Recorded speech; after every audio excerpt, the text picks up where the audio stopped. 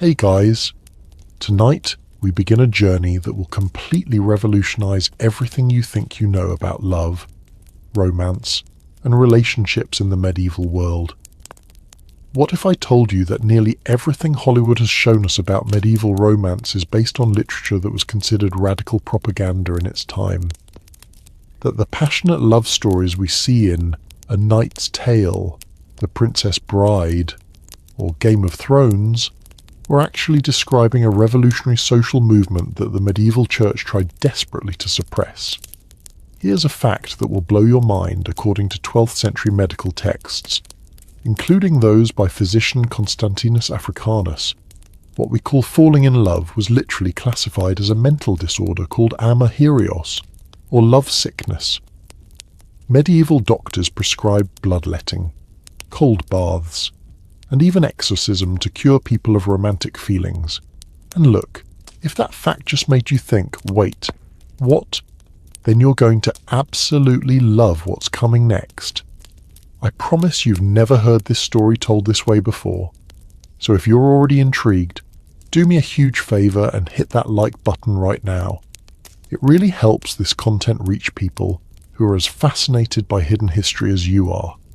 And if you want to join me on more deep dives into the shocking truths behind everything we think we know about the past, make sure you subscribe and ring that notification bell because we're just getting started. But here's where this gets absolutely insane.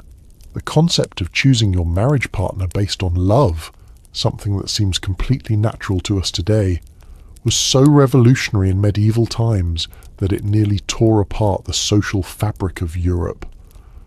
We're talking about an idea so dangerous that promoting it could get you excommunicated from the church, stripped of your lands, or worse. In the next 2.5 hours, you're going to discover the real story behind this romantic revolution, and I promise you, it's more dramatic, more politically explosive, and more relevant to your modern dating life than any Netflix series ever created. You're going to learn how Eleanor of Aquitaine, Duchess of Aquitaine and later Queen of France and England, used the concept of romantic love as a political weapon that literally redrew the map of Europe. In 1152, she did something that was virtually unheard of for a medieval woman. She convinced the church to annul her marriage to Louis VII of France, claiming their union was invalid due to consanguinity. This wasn't just a divorce. It was a calculated political move that would spark conflicts lasting over 300 years. We're going to explore actual court documents from the 12th and 13th centuries that reveal a sophisticated underground network of lovers, poets, and nobles who developed secret codes, hidden meanings in poetry, and elaborate courtship rituals that make modern dating apps look primitive by comparison.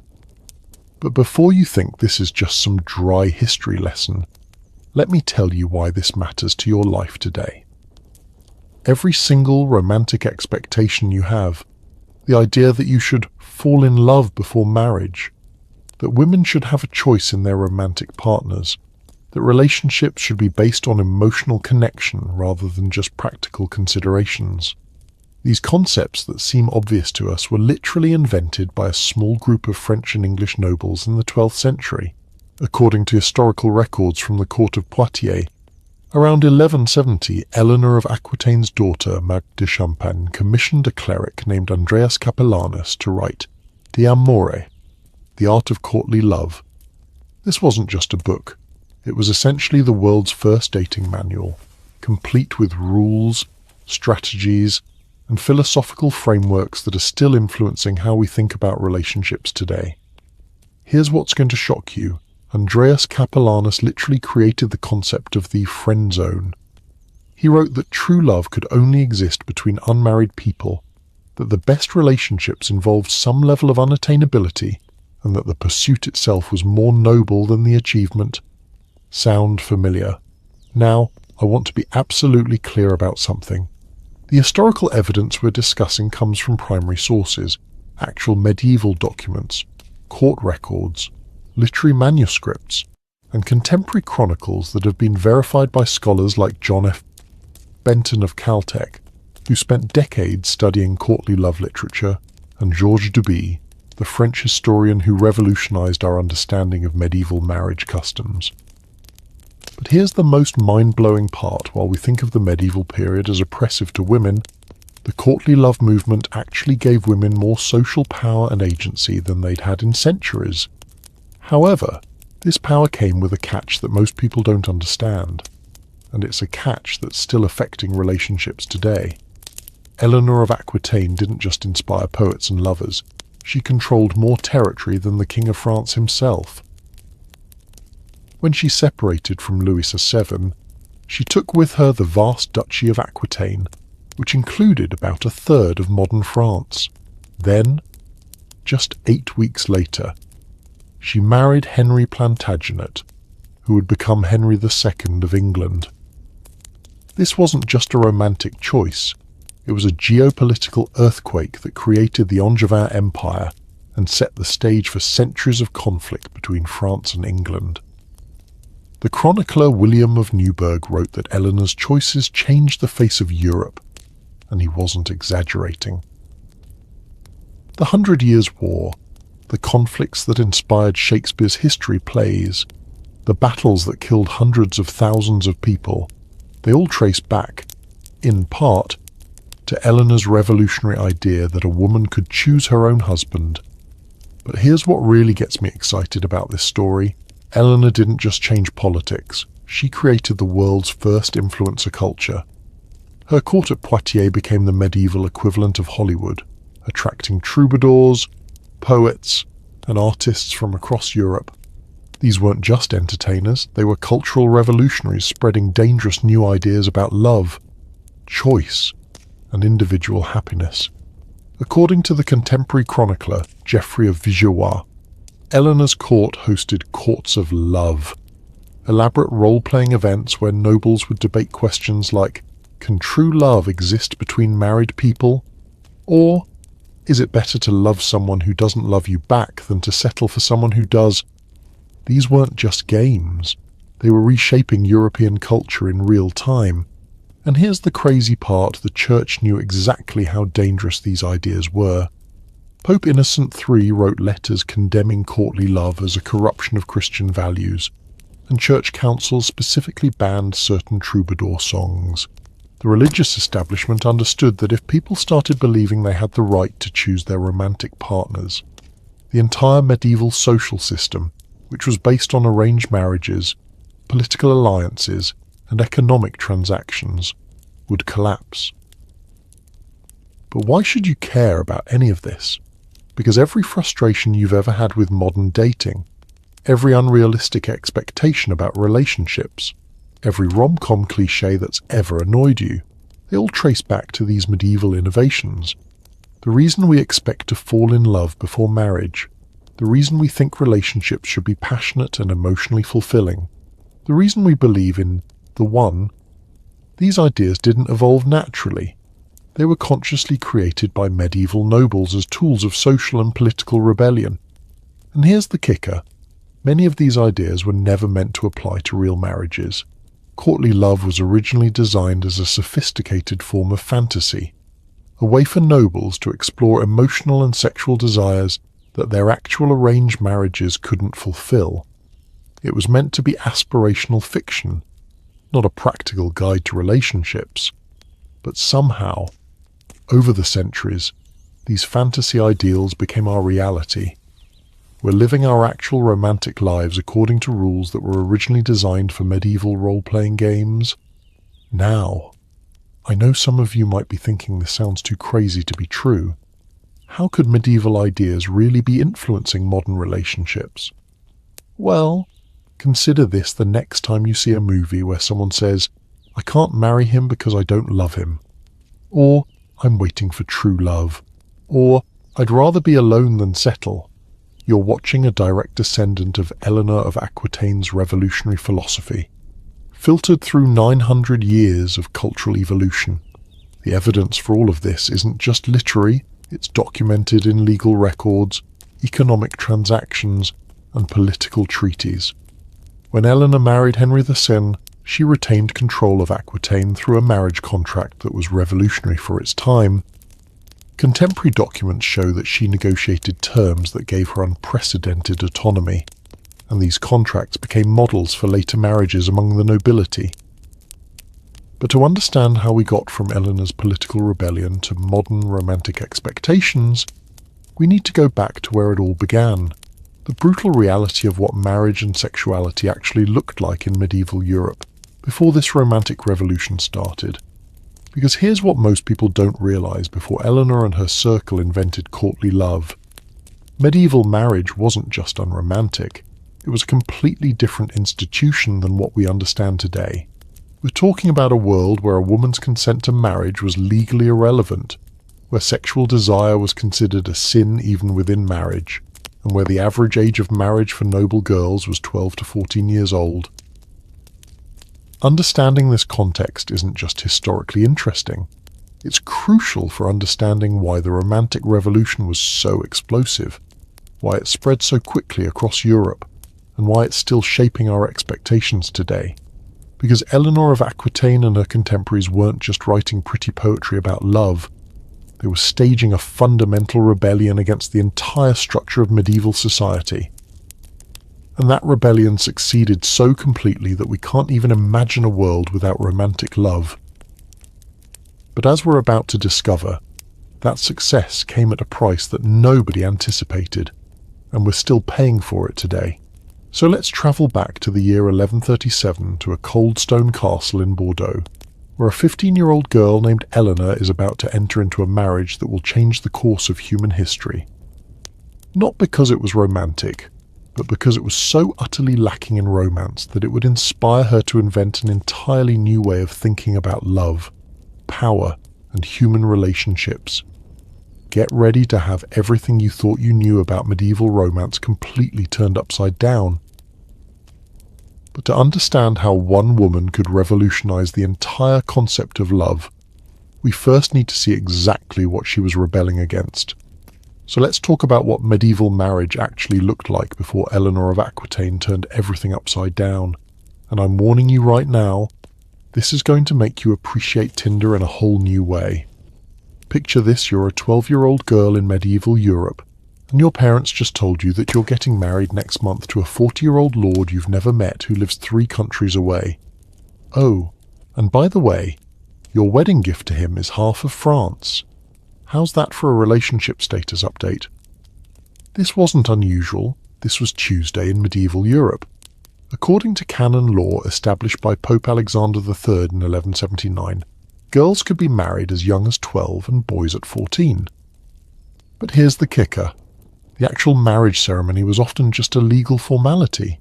The real business happened in the marriage negotiations, which could take years and involved more lawyers than a modern corporate merger. Let me give you a real example that'll blow your mind. In 1137, when Eleanor of Aquitaine was about 15, her marriage to Louis VII of France wasn't arranged by Cupid. It was orchestrated by her dying father, William X of Aquitaine, who literally wrote in his will that whoever married Eleanor would inherit the entire Duchy of Aquitaine. We're talking about territory that included modern-day southwestern France, worth billions in today's money.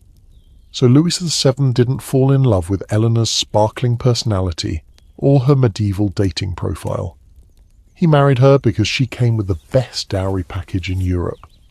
Think of it like this if Eleanor was on a medieval version of The Bachelor.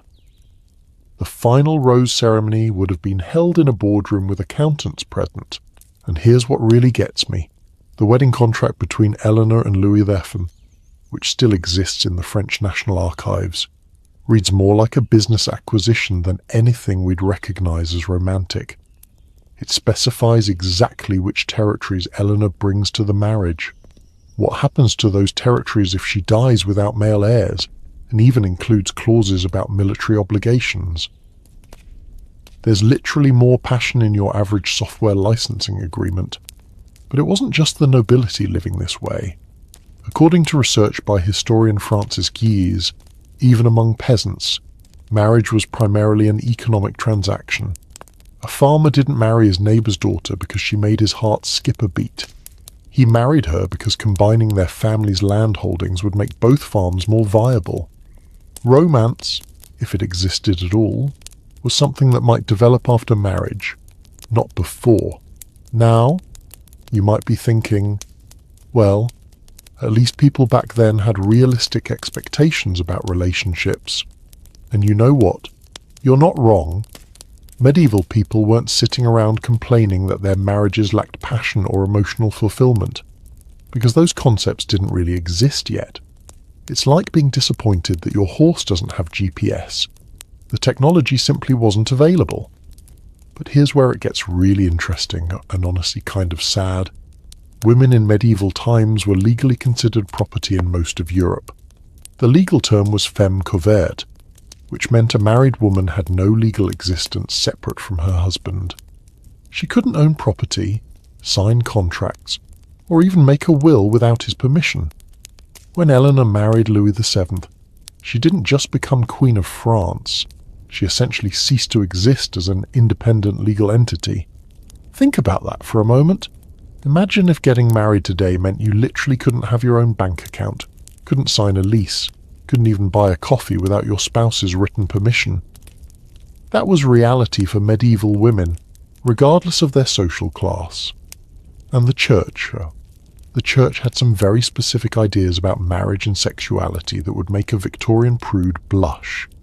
According to St. Augustine's teachings, which dominated medieval Christian thought, sexual desire was inherently sinful, even within marriage. The ideal Christian marriage was one where husband and wife lived together like brother and sister, only engaging in sexual activity for the specific purpose of procreation. Pope Gregory the Great actually wrote that married couples should feel guilty about enjoying sex, even with each other. He suggested that couples should abstain from intercourse on Sundays, holy days, during Lent, during Advent, during a woman's menstrual period, during pregnancy, and for at least 40 days after childbirth. If you do the math, that leaves about 20 days per year when marital intimacy was technically approved by the church. Talk about scheduling conflicts, but here's a perfect example of how disconnected the church's ideals were from reality. We have records from medieval monasteries showing that monks regularly received payments from nobles seeking forgiveness for the sin of excessive marital affection.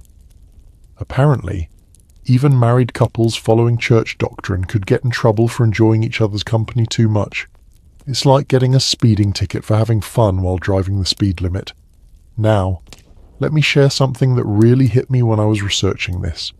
I found a letter in the British Library archives, written around 1140 by a noblewoman named Heloise to her husband Peter Abelard. Yes, that Abelard. One of the most famous love stories in medieval history. But this letter wasn't romantic. She was essentially apologizing for feeling affection toward him, because she'd been taught that emotional attachment to one's spouse was a distraction from devotion to God. Can you imagine living in a world where loving your own husband was considered morally suspect, where the very feelings that we consider essential to a healthy marriage were classified as spiritual weaknesses? And this brings us to something that I think is really important to understand about this period. Medieval people weren't emotionally limited or incapable of deep feelings. The surviving letters, diaries, and personal documents from this era show that people experienced the full range of human emotions, including what we'd recognize as romantic love. They just didn't have social permission to act on those feelings, especially when it came to choosing marriage partners. It's like everyone was playing a massive game of emotional hide-and-seek, where the rules said you could feel whatever you wanted, but you couldn't let those feelings influence any major life decisions. Imagine if today's society said, sure, you can fall in love, but you have to marry whoever your parents pick for financial reasons, and you're not allowed to complain about it. But here's the thing that gives me hope about human nature even under these incredibly restrictive conditions. People found ways to express genuine affection and form real emotional bonds. Medieval chroniclers wrote about couples who clearly cared for each other deeply, even if their marriages had been arranged. Archaeological evidence from medieval households shows personal gifts between spouses, love tokens, and other signs of genuine affection. The human heart, it seems, is remarkably resilient. Even when society tries to turn love into a business transaction, people find ways to inject humanity and warmth into their relationships. And that's actually the most important lesson from this period. The capacity for love isn't something that was invented in the 12th century. It's a fundamental part of human nature that has always existed. What changed wasn't people's ability to feel love. It was their permission to act on it, to make it a priority, to build their lives around it. Eleanor of Aquitaine proved that one person with enough courage, intelligence, and resources could literally reshape culture. She took the most basic human emotion, love, and turned it into a tool for social and political transformation. But Eleanor couldn't have started a love revolution by herself. She needed allies, collaborators, and most importantly, she needed artists who could take her ideas and turn them into something beautiful, compelling, and irresistible. But here's what makes Eleanor's story so extraordinary. She didn't just suffer through this brutal system we've been talking about. She was about to completely destroy it, and the way she did it was so audacious, so unprecedented, that it would shock medieval Europe to its core. And destroy it she did. What Eleanor did next was the most audacious power move in medieval history. This is the story of how one woman's divorce created the concept of romantic love and nearly started a war between France and England that would last for centuries. Eleanor of Aquitaine wasn't just any medieval woman. She was essentially the Jeff Bezos of 12th century Europe, except instead of Amazon, she controlled a territory that made up about a third of modern France. When her father William X died in 1137, Eleanor inherited the Duchy of Aquitaine, making her the most eligible bachelorette in Europe. And by eligible, I mean every king, prince, and ambitious nobleman was basically sliding into her DMs with marriage proposals. But here's where Eleanor's story gets absolutely wild. After 15 years of marriage to Louis VII of France, a marriage that, by all accounts, was about as romantic as a tax audit, she did something that was virtually unheard of for a woman in the 12th century. She convinced the church to annul her marriage. Not divorce. Annul, meaning she argued that her marriage had never been valid in the first place. Now, you might think, okay, so she got a divorce. Big deal. But you have to understand this was 1152 and women simply did not leave their husbands, especially when that husband happened to be the King of France. According to the chronicler William of Newburgh, Eleanor's decision astonished all of Christendom. It would be like if today the First Lady announced she was leaving the President because she felt unfulfilled in the relationship. The scandal would break the internet. Eleanor's official reason for the annulment was consanguinity.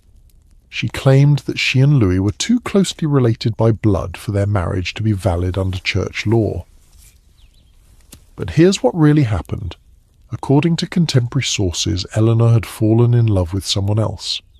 A younger, more dynamic, more attractive someone else named Henry Plantagenet, who would later become Henry VI of England. The medieval chronicler Gerald of Wales wrote that Eleanor found Louis VII to be more like a monk than a king. Apparently, Louis was so pious that he made their marriage feel like living in a monastery. Eleanor once famously complained that she had married a monk, not a king. Imagine being married to someone so religious that they make watching paint dry seem exciting by comparison. But Eleanor's attraction to Henry Plantagenet wasn't just physical, though by all accounts, Henry was quite the medieval heartthrob.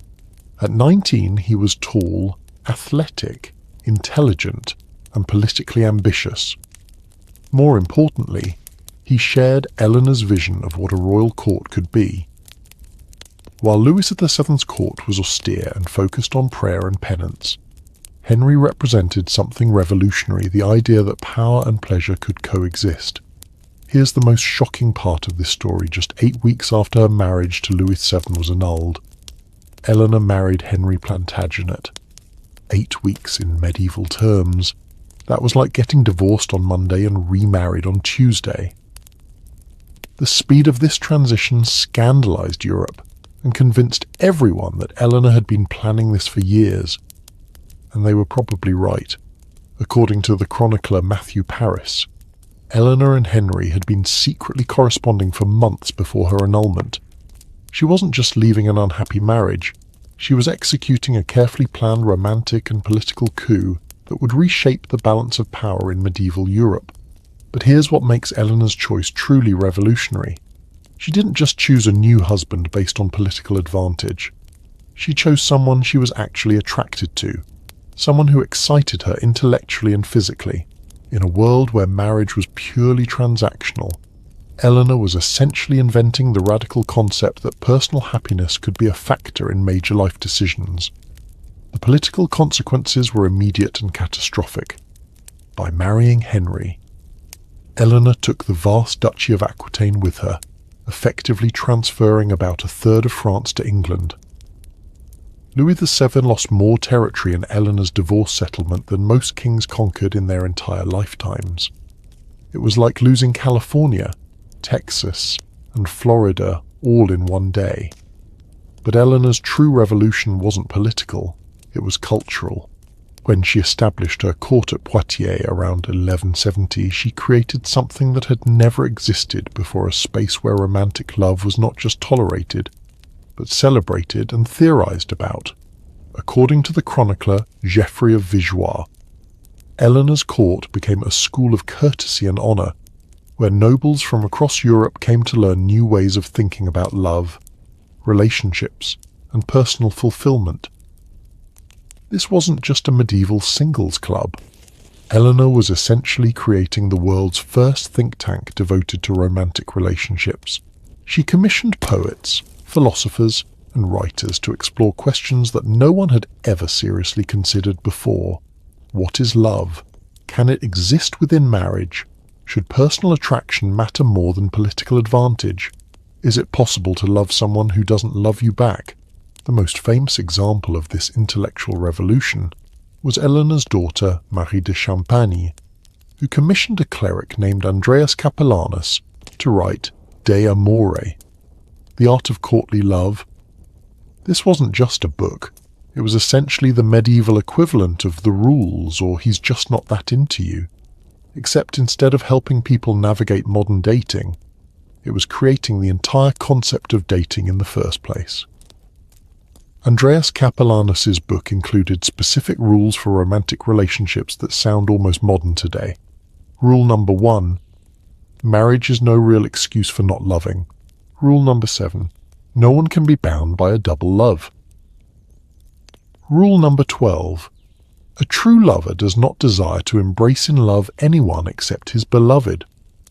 These weren't just suggestions, they were revolutionary philosophical statements that challenged the entire foundation of medieval society. But here's what really gets me about Eleanor's story. She didn't just talk about romantic revolution, she lived it. Contemporary sources describe her as someone who remained intellectually and romantically engaged well into her 70s. Even after Henry VIII died, she continued to play an active role in politics and culture, supporting troubadours, commissioning literature, and advising her sons on matters of both statecraft and the heart. And let's talk about those sons for a moment, because Eleanor's approach to parenting was as revolutionary as her approach to marriage. She raised Richard the Lionheart and John Lackland to believe that they had the right to choose their own romantic partners, that emotional fulfillment was important, and that love could be a form of political power. Whether this was good parenting is debatable. Both sons had notoriously tumultuous love lives, but it certainly wasn't conventional. The chronicler Roger of Hoveden wrote that Eleanor taught her sons that the heart's desires should not be ignored in favour of mere duty. This might sound like obvious parenting advice today, but in the 12th century it was borderline heretical. Most noble children were taught that personal feelings were irrelevant to their life choices. But here's the thing that really strikes me about Eleanor's influence. She understood that romantic love could be a form of soft power. By making her court at Poitiers a centre of romantic innovation, she attracted the most talented poets, musicians, and intellectuals in Europe. These weren't just entertainers, they were cultural ambassadors who spread Eleanor's ideas about love and relationships across the continent. It's like if someone today created a combination of Harvard, Hollywood, and Burning Man, and then used it to export American ideas about relationships to the rest of the world. Eleanor was essentially running a medieval cultural influence operation, and romantic love was her secret weapon. And it worked. Within a generation, Eleanor's ideas about courtly love had spread from her court at Poitiers to England, Germany, Italy, and beyond. Nobles who had visited Eleanor's court returned home with new ideas about marriage, relationships, and personal fulfillment. It was like a virus of romantic idealism spreading across medieval Europe. But here's the really important lesson from Eleanor's story: she succeeded, because she understood that you can't change a system by working within its rules. Instead of accepting that marriage had to be loveless and that women had to be powerless, she created entirely new rules. She didn't just break the glass ceiling, she renovated the entire building. Eleanor of Aquitaine proved that one person with enough vision and courage could literally reshape the culture of an entire continent. She didn't just break the rules of medieval society, she rewrote them completely. But Eleanor was also smart enough to know that ideas without artists are just philosophy, and philosophy without beauty doesn't spread. She needed something more powerful than political statements or intellectual theories. She needed to make romantic love irresistible. That's where the real magic happened. Because Eleanor didn't just inspire a cultural revolution, she funded it, promoted it, and turned it into the medieval equivalent of a viral social media campaign. And her secret weapons weren't armies or politics. They were poets. But these weren't just any poets. They were revolutionary artists who would take Eleanor's dangerous ideas about love and turn them into something so beautiful, so seductive, and so culturally infectious that the church would spend the next century trying to ban them. And those poets were about to turn Eleanor's personal rebellion into a cultural earthquake that would reshape European civilization. These medieval poets didn't just write love songs, they created a dangerous new religion that the church tried desperately to stop. Let me introduce you to the troubadours, the original influences of medieval Europe. These weren't guys with lutes sitting in taverns singing about pretty girls. These were sophisticated artists, philosophers, and cultural revolutionaries who developed an entirely new art form that was part poetry, part music, part political manifesto, and part spiritual movement. The word troubadour comes from the Occitan word trobar, which means to find or to invent, and that's exactly what they were doing, inventing completely new ways to think and talk about love, desire, and human relationships. It's like if Spotify, TED Talks, and a revolutionary political movement all got together and decided to completely transform society through the power of really good content. The first and most influential of these troubadours was a man named William IX of Aquitaine, who happened to be Eleanor's grandfather. According to the medieval chronicler Orderic Vitalis, William was a man given to jest and ribaldry, who shocked his contemporaries by writing openly about desire, passion, and the pursuit of pleasure. We're talking about the 1070s here, when most poetry was either religious hymns or epic war stories. William essentially invented the love song. But here's what made William's poetry so revolutionary: he wrote about women as if they were real people with their own desires and agency, rather than just objects to be won or possessed. In one of his surviving poems, he writes about a woman who knows well how to accept and refuse love. The idea that a woman could actually choose her romantic partners was so radical that it might as well have been science fiction. William's most famous poem, Postvesem de Novel Floria, since we see the trees blooming anew, includes the line, I never tire of loving, because I always hope for joy. This might sound romantic to us, but in the 11th century it was basically heretical. The Church taught that earthly desires, especially romantic ones, were obstacles to salvation. William was essentially saying that romantic love could be a source of spiritual joy, which was the medieval equivalent of posting revolutionary propaganda, and the revolution spread. By the time Eleanor established her court at Poitiers in the 1170s, troubadour culture had exploded across southern France. These weren't just isolated artists. They were part of a sophisticated network of courts, patrons, and audiences who were all collaborating to create something completely new. One of the most famous troubadours in Eleanor's circle was Bernard de Ventadorn, whose story reads like a medieval rom-com. According to the contemporary chronicle Vidas dels Troubadours, Bernard was the son of a castle baker who fell in love with his lord's wife. His poetry was so beautiful and his story so compelling that he became one of the most celebrated artists of his generation. Imagine if someone today became famous on TikTok for writing love letters to their boss's spouse, except instead of getting cancelled, they became the most sought-after creative talent in Europe. Bernard's poetry introduced concepts that seem modern to us, but were revolutionary in the 12th century. He wrote about the nobility of unrequited love, the idea that longing could be more beautiful than fulfillment, and the concept that romantic passion could make someone a better person. In his poem Quand va la Lozette m'ouvert, When I See the Lark Move, he writes about how love has made him more generous, more courageous, and more worthy. This was the birth of the idea that love could be transformative, not just pleasurable.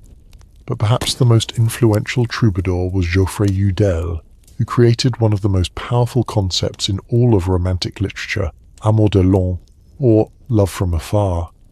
Geoffrey wrote about being in love with someone he had never met, based only on stories he had heard about her beauty and virtue. According to legend, he actually travelled to the Holy Land to meet this mysterious woman, only to die in her arms upon arrival. Now, you might think this sounds completely insane, and you'd be right, but Geoffrey's concept of distant love became one of the most influential ideas in Western culture. The notion that we can fall in love with an idealized image of someone, that longing is more pure than possession, that the journey toward love is more important than the destination. These ideas are still dominating our romantic expectations today. Every time someone falls in love with a celebrity they've never met, or stays in an unrequited crush because it feels more romantic than reality, they're living out Geoffrey Roudel's medieval fantasy. And this is where troubadour culture gets really interesting from a historical perspective. These poets weren't just entertaining nobles, they were creating a sophisticated philosophical system about love that would influence European thought for centuries. They developed specific terminology, established rules and conventions, and created a whole academic discipline around the study of romantic relationships. The troubadours introduced the concept of fin amour, refined love, which was essentially a complete reimagining of what love could be. Unlike the Church's model of love as spiritual devotion to God, or the aristocratic model of love as political alliance, fin amour presented love as an art form that required skill, patience, and intellectual sophistication.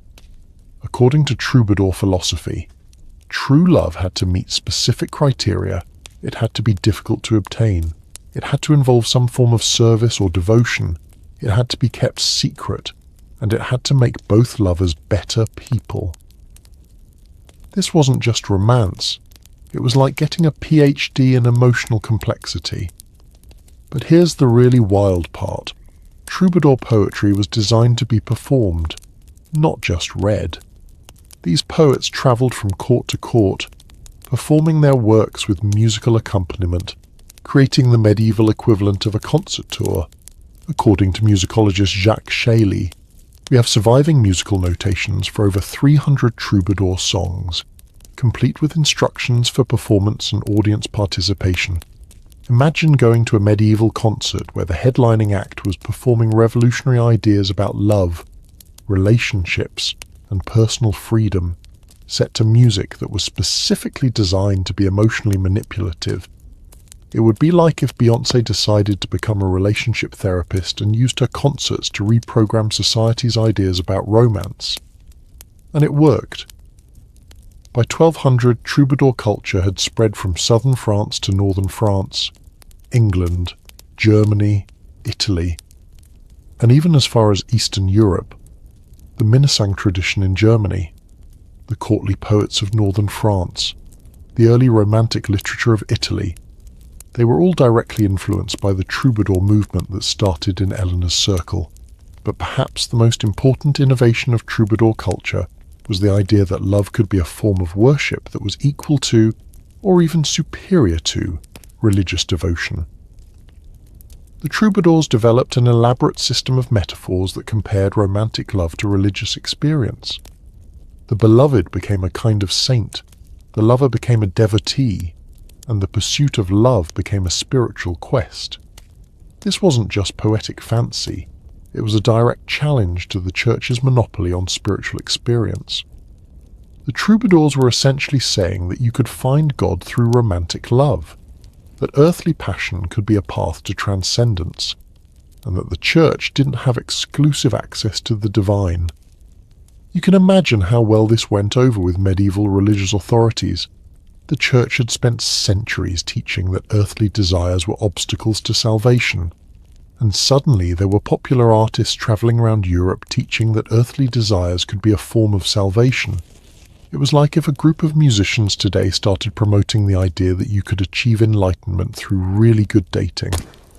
The geographical spread of troubadour influence is actually mind-blowing when you think about it. We have documented evidence of troubadours performing in courts from Lisbon to Vienna, from London to Naples. In an age when most people never travelled more than 20 miles from their birthplace, these artists were creating the first truly international cultural movement in European history, and they weren't just spreading entertainment, they were spreading a revolutionary ideology about individual choice, personal fulfillment, and the right to pursue happiness. These ideas seem obvious to us now, but in the 12th century, they were as radical as suggesting that people should be able to choose their own government or practice their own religion. The troubadours proved that culture could be more powerful than politics in changing society. They didn't need armies or laws to transform European civilization. They just needed really compelling stories, beautiful music, and a message that spoke to fundamental human desires that had been suppressed for centuries. But here's where the story takes a darker turn. Because while the troubadours were busy creating beautiful art about idealized love, the nobles in their audiences were starting to apply these ideas to their real relationships.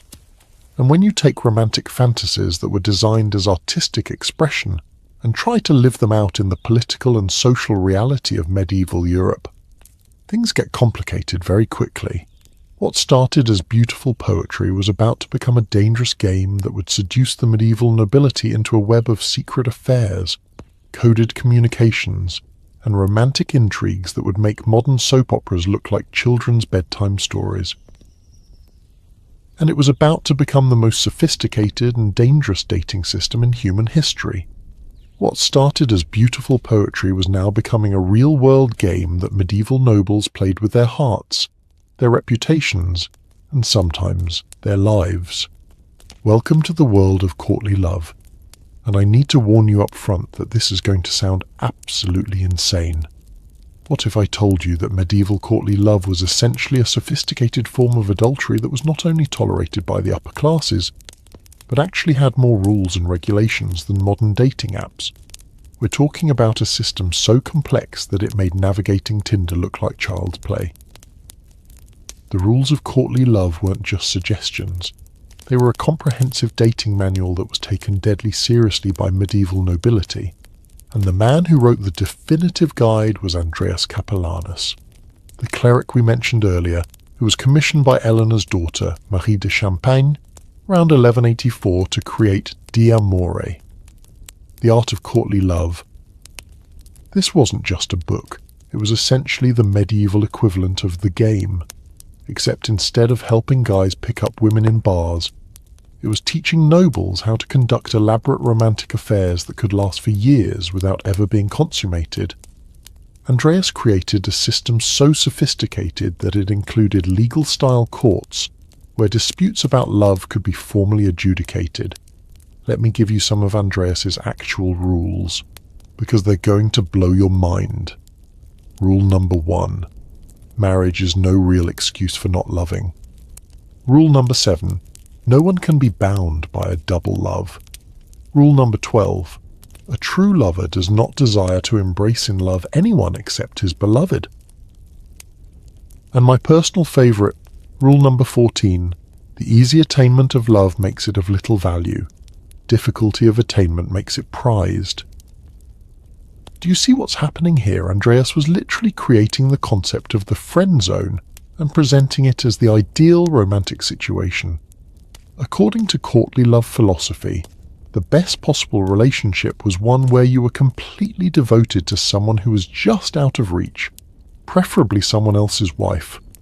But here's the really wild part: this wasn't just theoretical. Medieval nobles actually lived this way. According to court records from the 12th and 13th centuries, the aristocracy developed an entire shadow society built around these elaborate romantic games. Knights would dedicate themselves to married noblewomen, wear their colours in tournaments, write them poetry, and perform acts of service, all while maintaining the fiction that their love was pure and spiritual. Let me tell you about one of the most famous examples, the relationship between the troubadour Bernard of Ventador and Eleanor of Aquitaine herself. According to the chronicle Vidas dels Troubadours, Bernard became so devoted to Eleanor that he followed her court for years, writing some of the most beautiful love poetry in medieval literature. But here's the thing: Eleanor was married to Henry II of England at the time, and everyone knew it. The entire arrangement was built on this elaborate fiction that Bernard's love was noble and refined, because it was impossible to fulfill. He wasn't trying to seduce Eleanor in any conventional sense. He was participating in a sophisticated form of romantic theatre, where the performance of unrequited love was more valuable than actual romantic success. And this wasn't just happening between troubadours and queens. According to the chronicler Andrew the Chaplain, by 1200 most major European courts had developed their own versions of courtly love culture. Nobles would form elaborate romantic alliances that operated parallel to their actual marriages, complete with secret signals, coded messages, and public displays of devotion that everyone understood but no one officially acknowledged. Think about how sophisticated this system was.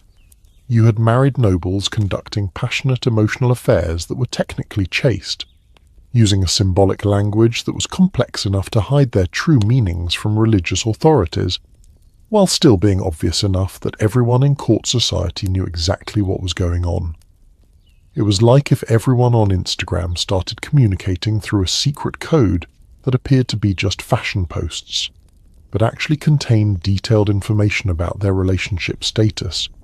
The most famous example of how this worked in practice involves the legendary romance of Lancelot and Guinevere. Now, most people think this is just a fictional story from Arthurian legend, but according to medieval literature scholar Roger Sherman Loomis, the Lancelot-Guinevere romance was actually based on real courtly love relationships that were happening in Eleanor's circle. The story, as written by Chrétien de Troyes around 1177, includes all the classic elements of courtly love. Lancelot is completely devoted to Guinevere, who is married to King Arthur. Their love is passionate but unconsummated, secret but publicly performed through symbolic acts, and ultimately tragic because it can never be fully realized. But here's the thing: this wasn't just a story. It was essentially an instruction manual for how real nobles were conducting their romantic lives. According to court records from the late 12th century, Eleanor's court at Poitiers actually held courts of love, formal proceedings where disputes about romantic relationships were debated and decided according to the rules of courtly love. These weren't just games, they were creating legal precedents for how romantic relationships should work. For example, one recorded case involved a dispute over whether a knight could be considered faithful to his lady if he accepted a token from another woman. The court ruled that accepting the token was acceptable as long as the knight's heart remained constant to his primary devotion. Another case debated whether love could exist between married couples. The court ruled that it could not, because true love required the element of pursuit and uncertainty that marriage eliminated. Can you imagine living in a society where your romantic relationships were subject to formal legal proceedings conducted by your peers, where you could be formally censured for violating the rules of proper romantic conduct? It's like if every workplace had a dating tribunal that could rule on whether your relationship behavior was acceptable according to official guidelines. But here's where courtly love gets really dangerous, because while everyone pretended these relationships were pure and spiritual, they were obviously creating situations ripe for actual adultery. When you have a system that encourages passionate emotional bonds between people who aren't married to each other, it's pretty inevitable that some of those bonds are going to become physical, and the Church knew exactly what was happening. Pope Innocent III wrote letters specifically condemning courtly love as a corruption of Christian marriage, and various church councils issued proclamations against troubadour poetry and courtly love literature. The religious authorities understood that this wasn't just artistic expression, it was a systematic attack on the entire medieval marriage system. But the most shocking thing about courtly love wasn't the adultery, it was how it completely reversed traditional gender roles. In most medieval relationships, men had all the power and women were essentially property. But in courtly love, women became the objects of worship, the arbiters of romantic worthiness, the ones who decided whether a man's devotion was acceptable. Eleanor of Aquitaine wasn't just participating in this system, she was running it. According to contemporary sources, she would receive formal requests from knights asking permission to dedicate themselves to various ladies of her court. She would evaluate their worthiness, assign them to appropriate ladies, and monitor their progress according to the rules of courtly love. It was like she was operating a medieval dating service, except instead of trying to create marriages, she was creating elaborate romantic fantasies that existed specifically because they couldn't lead to marriage. Eleanor had turned romantic frustration into an art form, and somehow convinced the entire European nobility that this was the highest form of love. And here's the really crazy part: it worked. The courtly love system spread across Europe so quickly that by 1250 you couldn't be considered a sophisticated noble if you weren't participating in some form of courtly romance. It became a mark of cultural refinement, like knowing how to dance or speak multiple languages. But the success of courtly love created an unexpected problem. What happened when these elaborate romantic fantasies started influencing real marriages and actual political relationships? When knights started thinking that their courtly love devotions were more important than their feudal obligations, when queens started preferring their romantic admirers to their actual husbands, the medieval chronicler Walter Map wrote that courtly love was turning the natural order upside down. And he wasn't wrong. A system that was supposed to exist parallel to marriage was starting to compete with it. A culture that was supposed to provide harmless romantic entertainment was beginning to threaten the political stability of medieval Europe. Because here's what nobody anticipated once you teach people that romantic fulfillment is important, that emotional connection matters, that love should be passionate and transformative. It becomes very hard to convince them that they should be satisfied with loveless political marriages. The courtly love movement had accidentally created a revolution in human expectations that was about to collide head-on with medieval political reality. And when that collision happened, it wouldn't just create personal drama. It would reshape European literature, transform our understanding of romantic relationships, and create stories so powerful that we're still telling them 800 years later. And those stories would become the bestsellers of medieval Europe, except these weren't just entertainment. These were revolutionary manifestos disguised as romance novels, and some of them were so scandalous that the church tried to ban them outright. Let me tell you about the medieval literary phenomenon that makes modern viral content look amateur. We're talking about manuscripts that were copied by hand thousands of times. Stories that spread across Europe faster than news of wars or plagues, and romantic fantasies so compelling that they literally rewired how an entire civilization thought about love and relationships. The medieval bestsellers weren't religious texts. They were romance novels so scandalous that some libraries refused to keep them, and so popular that nobles would pay the equivalent of a modern car just to own a single copy. The first of these literary bombshells was created by a poet named Chrétien de Troyes, working under the patronage of Eleanor of Aquitaine's daughter, Marie de Champagne. Around 1177, Chrétien wrote Lancelot, or The Knight of the Cart, and this wasn't just a story. It was a cultural nuclear weapon that would explode across medieval Europe and fundamentally change how people thought about love, loyalty, and what it meant to be human. Here's what made Chrétien's Arthurian romances so revolutionary for the first time in Western literature. The central conflict wasn't between good and evil, or between Christians and pagans, or between order and chaos. The central conflict was between love and duty. Lancelot has to choose between his loyalty to King Arthur and his passionate love for Queen Guinevere, and Chrétien made it clear that love was the more important choice. This might not sound shocking to us, but in the 12th century, this was like publishing a manual on how to overthrow the government. Medieval society was built on the idea that duty to your lord, your family, and your social position was more important than any personal feelings. Chrétien was essentially arguing that individual emotional fulfillment could be more important than social obligation, which was the medieval equivalent of suggesting that people should follow their hearts instead of following the law. And people went absolutely crazy for it. According to manuscript historian Richard Barber, we have evidence of over 800 surviving copies of Chrétien's Arthurian romances, which means the actual readership was probably in the tens of thousands, massive numbers for the 12th century. These stories spread from France to England, Germany, Italy, and beyond, translated into dozens of languages and adapted for local audiences. But Chrétien's Arthurian stories were just the beginning. The real literary earthquake came with Tristan and Isolde, a story so scandalous and so psychologically complex that it makes modern romance novels look like children's books. And here's the crazy part. We're not entirely sure who wrote the original version, because the story was so popular that dozens of different authors created their own versions. The basic plot of Tristan and Isolde sounds like a medieval soap opera. Tristan is sent to Ireland to bring back Isolde as a bride for his uncle, King Mark of Cornwall.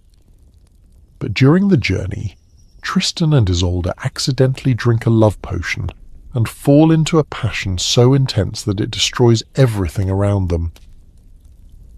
They spend the rest of the story trying to resist their feelings, failing spectacularly, and ultimately choosing death over a life without each other. But here's what made this story so revolutionary. It presented romantic love as a force more powerful than social convention, religious obligation, or even survival instinct.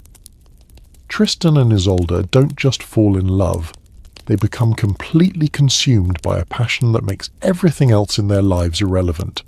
And the story treats this as noble and beautiful, not as a moral failing.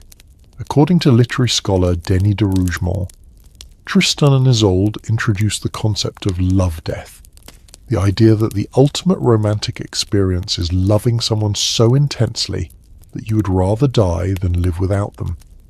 This wasn't just a plot device. It was a completely new way of thinking about what love could be and what it was worth. And medieval audiences ate it up. The manuscript tradition for Tristan and Isolde is so extensive that scholars are still discovering new versions. We have evidence of the story being performed in courts from Scotland to Sicily, adapted into local languages, and influencing everything from architecture to fashion. Knights started wearing symbols associated with the Tristan legend. Ladies commissioned artwork depicting scenes from the story, and nobles began naming their children after the characters. But perhaps the most influential piece of medieval romantic literature was the Romance of the Rose, which was started by Guillaume de Lorry around 1230 and completed by Jean de Meun around 1275. This wasn't just a bestseller, it was the most popular piece of literature in medieval Europe. Period. According to manuscript specialist Sylvia Hewitt, we have evidence of over 300 surviving copies, which probably represents a readership in the hundreds of thousands. The Romance of the Rose was essentially a 22,000-line instruction manual for romantic love, disguised as an allegorical dream vision. The narrator dreams that he's in a garden where he falls in love with a rose, and the rest of the poem describes his attempts to win this rose through a series of elaborate courtships, negotiations, and psychological battles with personified abstractions like jealousy, shame, and fair welcome. But here's what made the Romance of the Rose so dangerous. It didn't just describe romantic love, it analysed it, theorised about it, and presented it as a legitimate subject for serious intellectual consideration. The poem included discussions of psychology, philosophy, ethics, and even early versions of what we'd recognise as relationship advice. Jean de Meun's section of the poem was particularly controversial because it included explicit discussions of sexuality, detailed analyses of women's psychology, and arguments about whether romantic love was compatible with marriage, social duty, and religious devotion. Some parts of the poem read like a medieval version of Cosmopolitan magazine, complete with advice on how to attract partners, maintain relationships, and navigate the complexities of romantic desire. And the church absolutely hated it. According to records from the University of Paris, several church councils attempted to ban the Romance of the Rose from being copied or distributed. Some bishops issued proclamations against reading the poem, and there are documented cases of manuscripts being confiscated and burned by religious authorities. But here's the thing about trying to ban a bestseller: it just makes people want to read it more. The controversy around the Romance of the Rose actually increased its popularity, and by 1300 owning a copy had become a status symbol among the European nobility. It was like the medieval equivalent of a book topping the banned books list and then becoming even more popular because of the censorship. These romance stories weren't just entertainment. They were creating new psychological categories and emotional experiences that hadn't existed before. Before Chrétien de Troyes, the idea that romantic love could be tragic and beautiful simultaneously wasn't really part of European culture. Before Tristan and Isolde, the concept that love could be worth dying for was mostly limited to religious martyrdom. Before the Romance of the Rose, the notion that romantic relationships deserved serious intellectual analysis was basically unthinkable. But perhaps most importantly, these stories were teaching people that their emotional lives mattered, that their personal relationships were worthy of attention and investment, and that individual happiness could be as important as social obligation. These weren't just new stories, they were new ways of being human, and the impact wasn't limited to literature. According to art historian Michael Camille, the popularity of romance literature led to dramatic changes in medieval visual culture. Suddenly, artists were depicting scenes of romantic love, couples were commissioning artwork celebrating their relationships, and even religious art began incorporating romantic imagery and symbolism. The manuscript illuminations for these romance texts are absolutely stunning. We're talking about some of the most beautiful artwork in medieval Europe, created specifically to illustrate love stories. These weren't cheap paperbacks. They were luxury objects that cost enormous amounts of money to produce, which tells us just how much medieval people valued these romantic narratives. But here's where the story takes an interesting turn while nobles were spending fortunes on beautiful manuscripts about idealized love. The reality of their own romantic lives was becoming increasingly complicated. The gap between the perfect love described in literature and the messy realities of medieval marriage, politics, and social expectations was creating tension that no one quite knew how to resolve. Because it's one thing to read beautiful stories about knights who sacrifice everything for love, or ladies who inspire total devotion, or couples whose passion transcends all earthly concerns. It's quite another thing to try to live that way when you're dealing with marriage contracts, inheritance laws, political alliances, and the daily realities of medieval life. The literature had created new expectations and new emotional possibilities, but medieval society hadn't yet figured out how to accommodate them. People were beginning to want the kind of love they read about in romances, but the legal, social, and economic structures of their world were still designed around the old system of arranged marriages and political alliances. This tension between literary fantasy and social reality was about to create some very real problems. Because when people start believing that they deserve the kind of love they read about in books, they sometimes start making choices that prioritize their emotional fulfillment over their social obligations. And in medieval Europe, that kind of thinking could be extremely dangerous. And dangerous it was, because while poets were writing about transcendent love and nobles were playing elaborate courtly romance games, the real business of medieval society was still being conducted through marriage contracts that read like corporate merger agreements. Let me show you just how brutal this collision between romantic fantasy and political reality actually was. Medieval marriage contracts weren't just about two people deciding to spend their lives together. They were complex international treaties that could determine the fate of entire kingdoms. And I'm not exaggerating when I say that some of these documents are more detailed than modern prenuptial agreements, more politically consequential than trade deals, and more coldly calculating than anything you'd see in a boardroom today. Let me give you a real example that'll blow your mind. In 1200, when King John of England wanted to marry Isabella of Angoulême, the marriage contract included provisions for military support, territorial rights, inheritance laws, commercial agreements, and even specifications about what would happen if Isabella died without producing male heirs. The document was 47 pages long and required the signatures of over 200 witnesses, including bishops, nobles, and foreign ambassadors. But here's the kicker: Isabella was 12 years old, and she was already engaged to someone else when John decided he wanted to marry her. According to the chronicler Matthew Paris, John literally kidnapped Isabella from her previous fiancé and forced through this marriage because he needed her family's territory to secure his hold on Western France. The entire thing was a political power grab disguised as a wedding. And this wasn't unusual. This was Tuesday in medieval Europe. According to historian Georges Duby's research on medieval marriage patterns, approximately 85% of noble marriages in the 12th and 13th centuries were arranged primarily for political or economic reasons, with the bride and groom often meeting for the first time at their wedding ceremony. But here's where it gets really wild. These marriage contracts often included provisions that sound like they were written by lawyers who had never heard of human emotions. For example, the marriage contract between Eleanor of Aquitaine and Louis VII included a clause stating that if Eleanor failed to produce a male heir within 7 years, Louis could have the marriage annulled and keep her dowry. Imagine signing a marriage contract that included a performance clause about your reproductive success. Some contracts included even more bizarre provisions. The marriage agreement between Richard the Lionheart and Berengaria of Navarre specified that Richard would spend at least 90 days per year in the same country as his wife.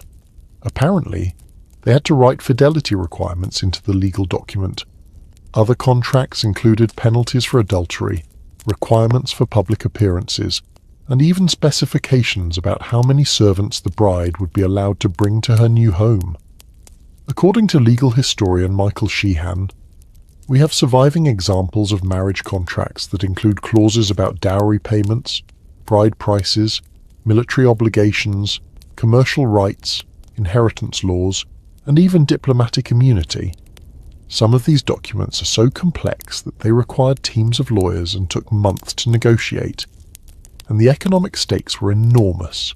When Eleanor of Aquitaine married Henry II in 1152, her dowry included the entire Duchy of Aquitaine, territory that was worth more than the annual tax revenue of most European kingdoms. The marriage contract essentially transferred control of southwestern France from the French crown to the English crown, creating political problems that would persist for centuries. But perhaps the most shocking aspect of medieval marriage contracts was how they treated women's consent. According to canon law established by the Fourth Lateran Council in 1215, a woman's consent was technically required for marriage, but in practice, this requirement was often ignored or circumvented through legal loopholes. For example, a woman could be considered to have consented to marriage if she didn't explicitly object during the ceremony, even if she had never been consulted about the arrangement beforehand. Some contracts included provisions allowing fathers to sign on behalf of daughters who were too young to understand what was happening. Others included clauses stating that a woman's consent could be assumed if she accepted gifts from her prospective husband. The chronicler Gerald of Wales recorded a case where a 14-year-old girl was considered legally married because she didn't run away when her father announced her engagement, even though she had been locked in her room and had no opportunity to escape. The legal system was designed to make it almost impossible for women to refuse arranged marriages, while maintaining the fiction that their consent was required. And this is where the tension between romantic literature and social reality becomes really clear. While nobles were reading stories about knights who would die for love and ladies who could choose their own romantic destinies, the actual women in their society were being traded like valuable commodities in deals negotiated by their male relatives. Consider the case of Blanche of Castile, who was married to Louis VIII of France in 1200 when she was 12 years old. According to contemporary accounts, Blanche had been reading romance literature and had romantic ideas about marriage and love. But her actual wedding was a political transaction designed to create an alliance between France and Castile, and she met her husband for the first time at the altar. The contradiction must have been psychologically devastating. Imagine growing up reading stories about transcendent love and romantic choice, only to discover that your own life would be determined by political calculations that had nothing to do with your feelings or desires. But here's what's really fascinating: some women found ways to work within this system to create space for their own agency and romantic fulfillment. Eleanor of Aquitaine, as we've discussed, managed to get her first marriage annulled and choose her second husband. Other noblewomen used their positions as patrons of literature and art to promote romantic ideals that gradually influenced social expectations. According to historian Amy Kelly, there's evidence that women in Eleanor's circle began including romantic compatibility clauses in their marriage negotiations. These weren't legally binding, but they represented an attempt to inject some consideration of personal feelings into what were otherwise purely transactional arrangements. Some noblewomen also used the courtly love system to create emotional relationships that existed parallel to their arranged marriages. While they couldn't choose their husbands, they could choose their courtly admirers, and these relationships sometimes provided the emotional fulfillment that their marriages lacked. But perhaps the most important development was the gradual emergence of what historian Christopher Brooke calls effective marriage. Unions where emotional compatibility was considered alongside political and economic factors. This wasn't common, but it was beginning to happen, especially among the lower nobility who had more freedom in their choices. The merchant class, in particular, began developing marriage customs that allowed for more personal choice. Since their marriages weren't politically important enough to require royal approval, merchants and artisans could afford to consider factors like mutual attraction and personal compatibility. According to records from medieval guilds, there's evidence of couples who chose each other based on affection rather than purely economic considerations. And this is where we start to see the real long-term impact of the Romantic Revolution. While the high nobility were still locked into the old system of political marriages, the social classes below them were beginning to experiment with new approaches to courtship and marriage that incorporated romantic ideals. The literature and courtly culture that had started in Eleanor's circle was slowly filtering down through society, creating new expectations and new possibilities for how relationships could work. It was a gradual process, but it was beginning to change how people thought about love, marriage, and personal choice. But this evolution wasn't happening without resistance. The gap between old and new ways of thinking about relationships was creating tensions that would sometimes explode into dramatic conflicts. Because when people start believing that they have the right to romantic happiness, and when that belief conflicts with social, economic, or political obligations, the results can be explosive. And sometimes, those explosions would involve people willing to risk everything, including their lives, to pursue the kind of love they had read about in literature and seen celebrated in courtly culture. The stories of these romantic rebels are some of the most dramatic and tragic in medieval history. And these romantic rebels were about to prove that some people would literally risk their lives for love. Some medieval lovers risked everything, including their necks, to marry for love, and their stories are more dramatic than any Romeo and Juliet ever dreamed of being. Let me tell you about the real-life lovers who said screw the system and decided to follow their hearts instead of their family's political ambitions. These weren't just fictional characters. These were real people who looked at the brutal marriage system we just described and decided they'd rather face execution than live without love. The most famous of these romantic revolutionaries were Pierre Abelard and Eloise, whose love story makes every modern romance look like a Disney movie. But their story isn't just about passion. It's about two brilliant intellectuals who tried to create a new way of living that combined romantic love with intellectual partnership, and it nearly destroyed them both. Pierre Abelard was the most famous philosopher in Europe, a rock-star intellectual who drew thousands of students to his lectures in Paris. According to contemporary sources, Abelard was essentially the medieval equivalent of a celebrity professor, charismatic, controversial, and absolutely convinced of his own genius. In 1115, when he was 36 years old, he was hired to tutor the 17-year-old niece of a cathedral canon named Fulbert. Her name was Heloise, and she was already famous throughout Paris for her intelligence. According to the chronicler Peter the Venerable, Heloise could read and write in Latin, Greek, and Hebrew, languages that most male scholars never mastered. She was essentially a medieval prodigy, and when Abelard met her, he later wrote that he was as impressed by her mind as he was attracted to her beauty. But here's where their story becomes both beautiful and tragic. Abelard and Eloise didn't just fall in love, they created what might have been the first truly egalitarian romantic relationship in medieval history. According to their surviving letters, they saw each other as intellectual equals, romantic partners, and spiritual companions.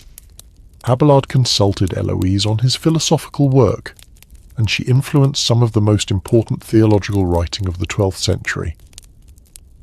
And then they did something that was absolutely scandalous for the time they had a secret sexual relationship.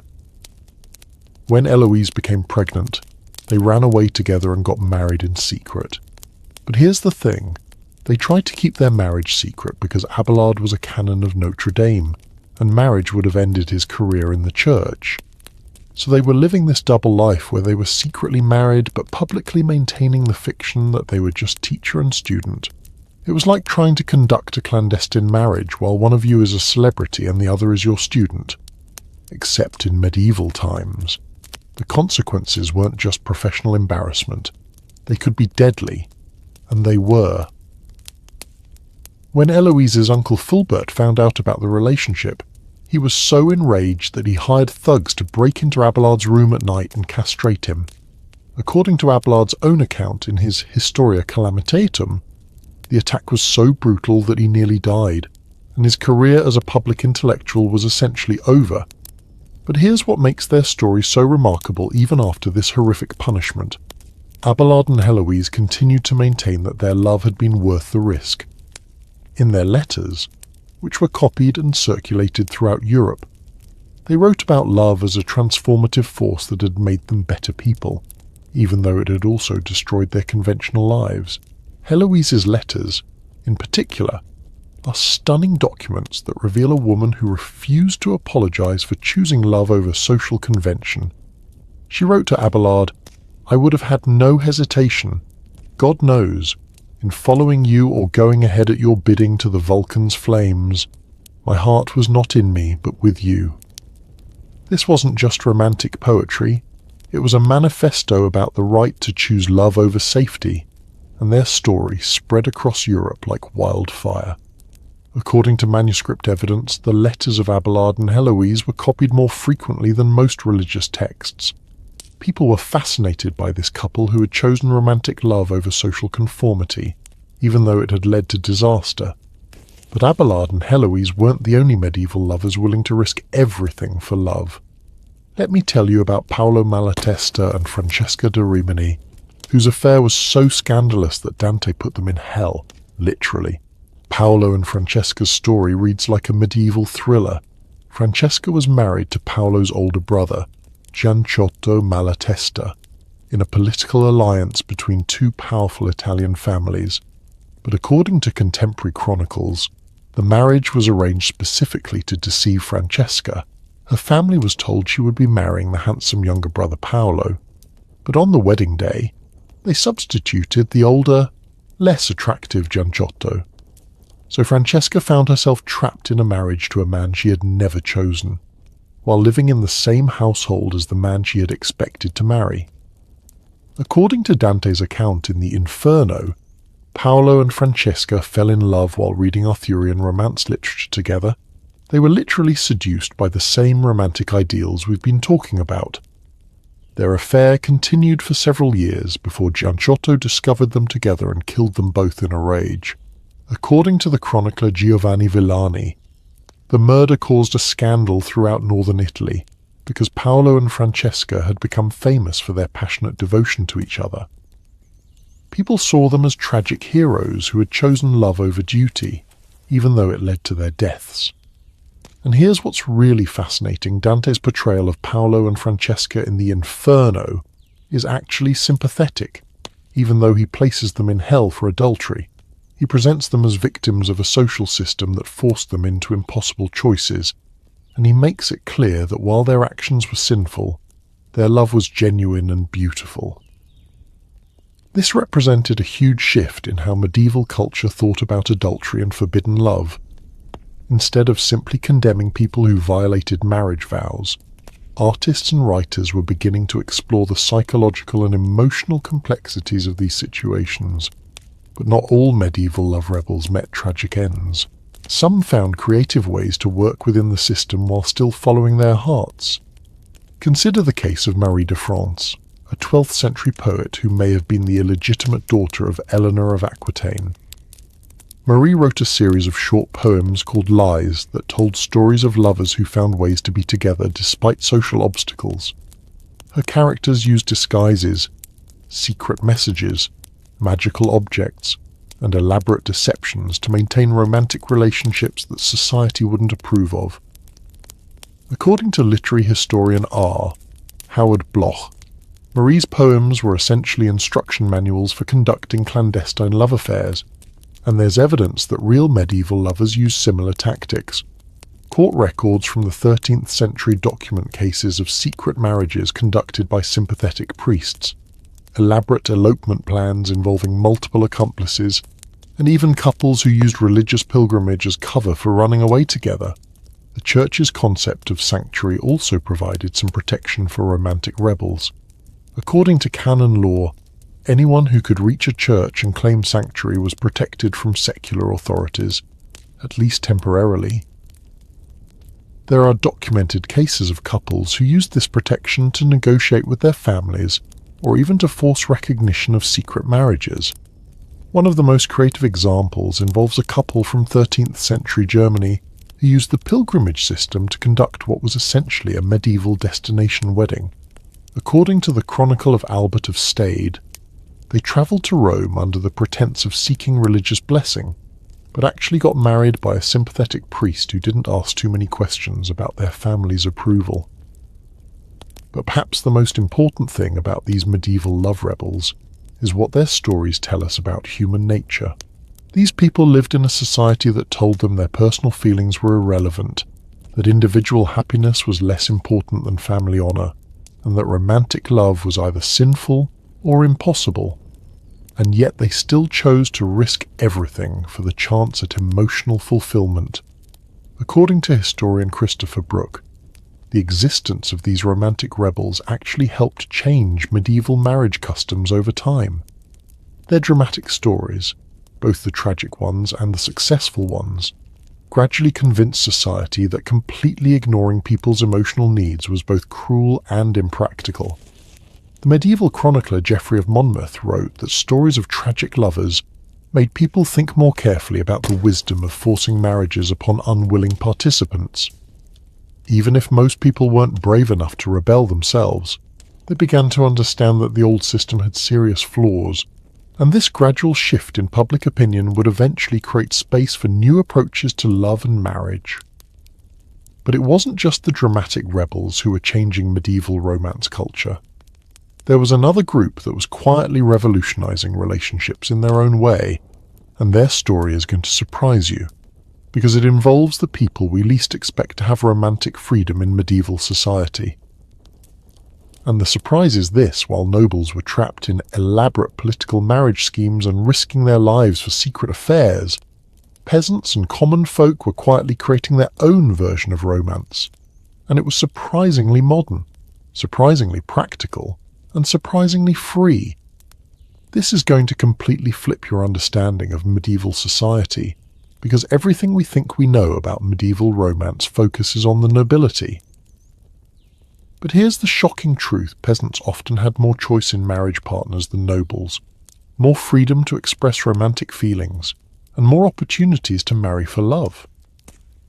The people at the bottom of medieval society were actually more romantically liberated than the people at the top. Let me explain why this makes perfect sense once you think about it. When you're a peasant farmer, your marriage isn't going to affect international politics, change the balance of power between kingdoms, or determine who inherits vast territories. Your parents aren't negotiating with foreign ambassadors about your wedding. Nobody cares enough about your romantic choices to start a war over them.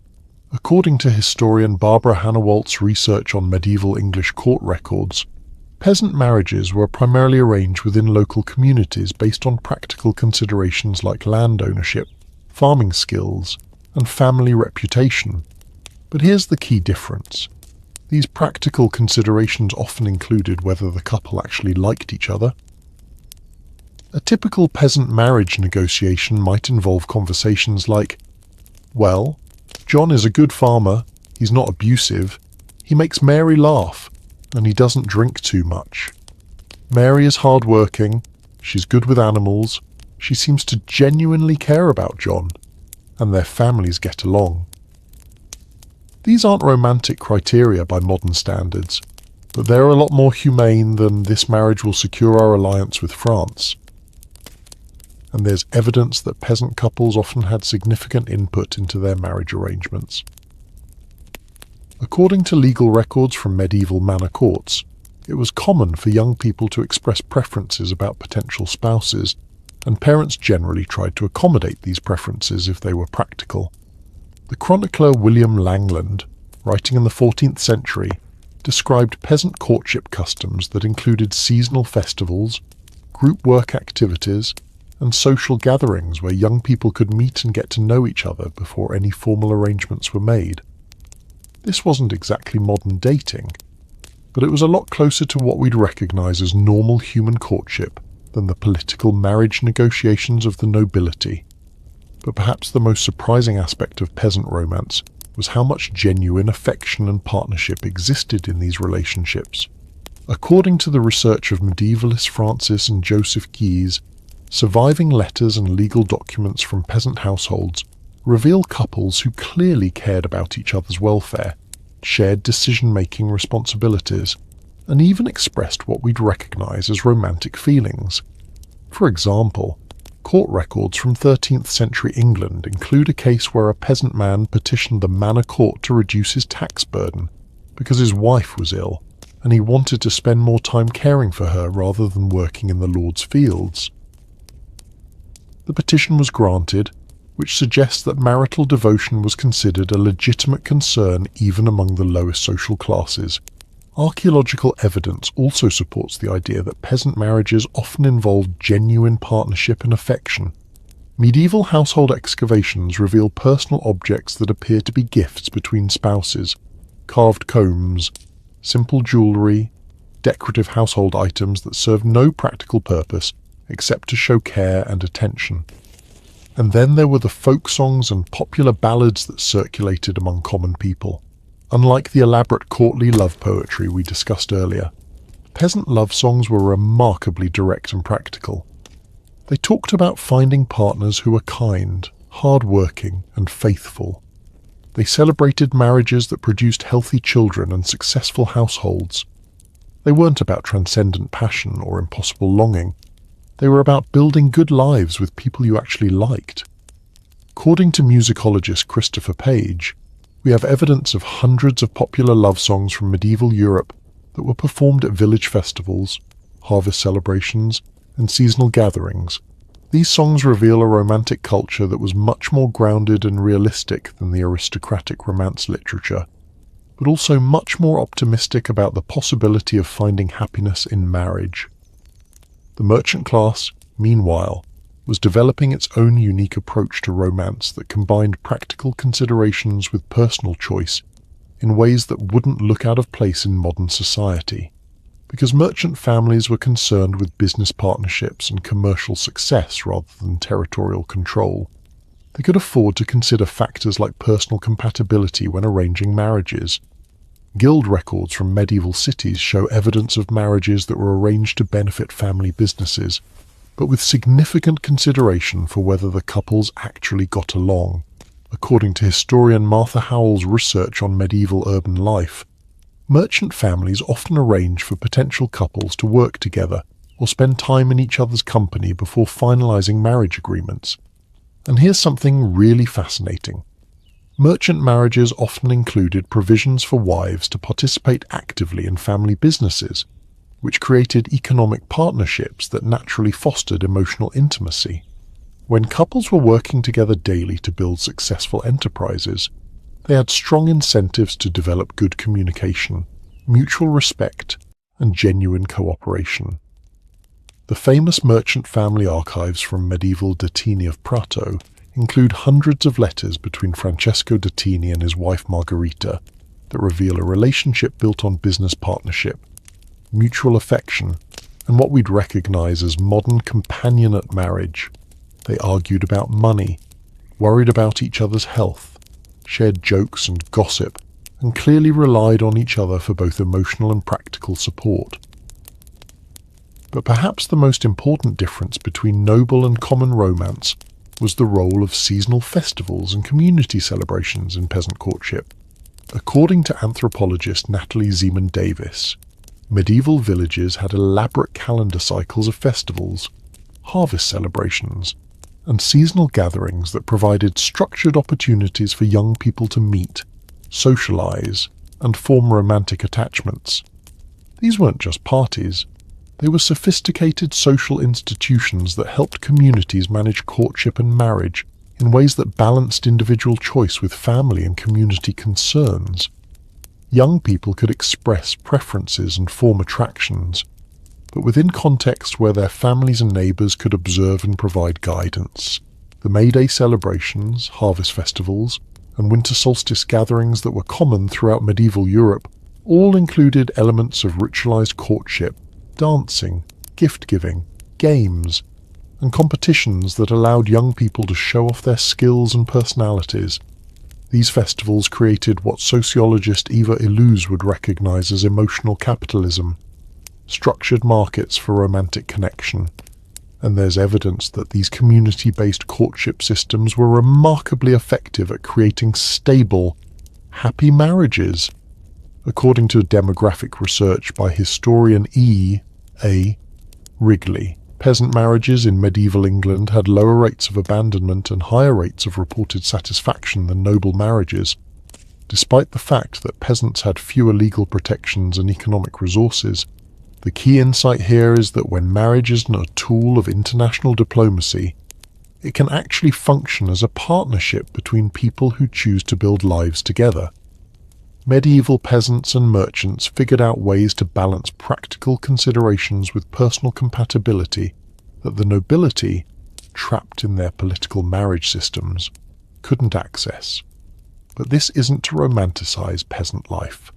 Medieval common folk faced enormous challenges, including poverty, disease, high mortality rates, and oppressive feudal obligations. Their greater romantic freedom came at the cost of economic security and social status. They could choose their spouses more freely, but they had fewer resources to support their families and less protection from economic disaster. Still, the evidence suggests that many medieval peasants and merchants managed to create relationships that combined practical partnership with genuine affection and mutual respect. They were quietly developing approaches to love and marriage that wouldn't become common among the upper classes for centuries, and this grassroots romantic culture was beginning to influence the broader society. The folk songs, festival traditions, and community customs that celebrated practical love and companionate marriage were slowly spreading upward through the social hierarchy, creating pressure for change in the aristocratic marriage system. But there was one institution that was paying very close attention to all these developments in medieval romance, both the elaborate courtly love games of the nobility and the practical partnership marriages of common folk. And this institution was not happy about any of it. The Catholic Church had very strong opinions about love, marriage, and sexuality, and it was about to launch what was essentially a cultural war against the entire Romantic Revolution we've been describing. And this cultural war was about to get absolutely ruthless. The medieval church launched what was essentially a propaganda campaign against romantic love that makes modern cancel culture look gentle by comparison. They didn't just disapprove of the Romantic Revolution we've been describing. They considered it a direct threat to Christian civilization that had to be stopped by any means necessary. Let me tell you about the most powerful institution in medieval Europe deciding that love itself was the enemy. The Catholic Church's official position on marriage and sexuality wasn't just conservative. It was actively hostile to the very concept that people should enjoy their relationships or feel passionate about their partners. According to church doctrine established by St. Augustine in the 4th century and reinforced by countless medieval theologians, sexual desire was inherently sinful, even within marriage. The only acceptable reason for sexual activity was procreation, and even then, couples were supposed to approach it with reluctance and penitence, not pleasure or enthusiasm. Pope Gregory the Great, whose teachings dominated medieval Christian thought, wrote that married couples should feel ashamed of any pleasure they experienced during sexual intimacy. He literally taught that enjoying sex with your own spouse was a form of spiritual contamination that required confession and penance. Imagine a religious leader today saying that married couples should feel guilty about being attracted to each other. But the Church's opposition to romantic love went far beyond sexual morality. According to theological treatises from the 12th and 13th centuries, romantic love was considered a form of idolatry because it involved placing another human being above God in your emotional priorities. The very feelings that courtly love celebrated, passion, devotion, the willingness to sacrifice everything for your beloved, were classified as spiritual sins. The influential theologian Peter Lombard wrote in his sentences around 1150 that excessive love for one's spouse is adultery, meaning that even married couples could sin by caring too much about each other. This wasn't just prudish advice, it was official church doctrine that was taught in universities and preached from pulpits across Europe.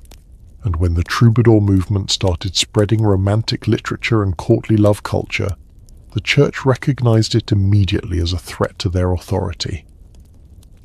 According to the records of the Third Lateran Council in 1179, Church officials specifically condemned lascivious songs that corrupt the minds of listeners and banned clergy from attending performances of secular love poetry. But the Church didn't just issue polite disapproval, they launched systematic campaigns to suppress romantic literature and punish people who promoted courtly love ideals.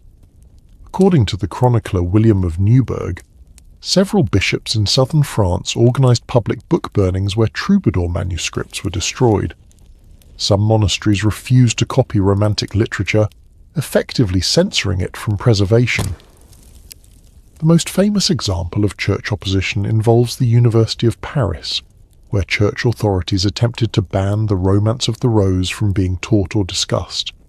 According to university records, students caught reading the poem could face academic sanctions, and professors who included it in their curriculum risked losing their positions.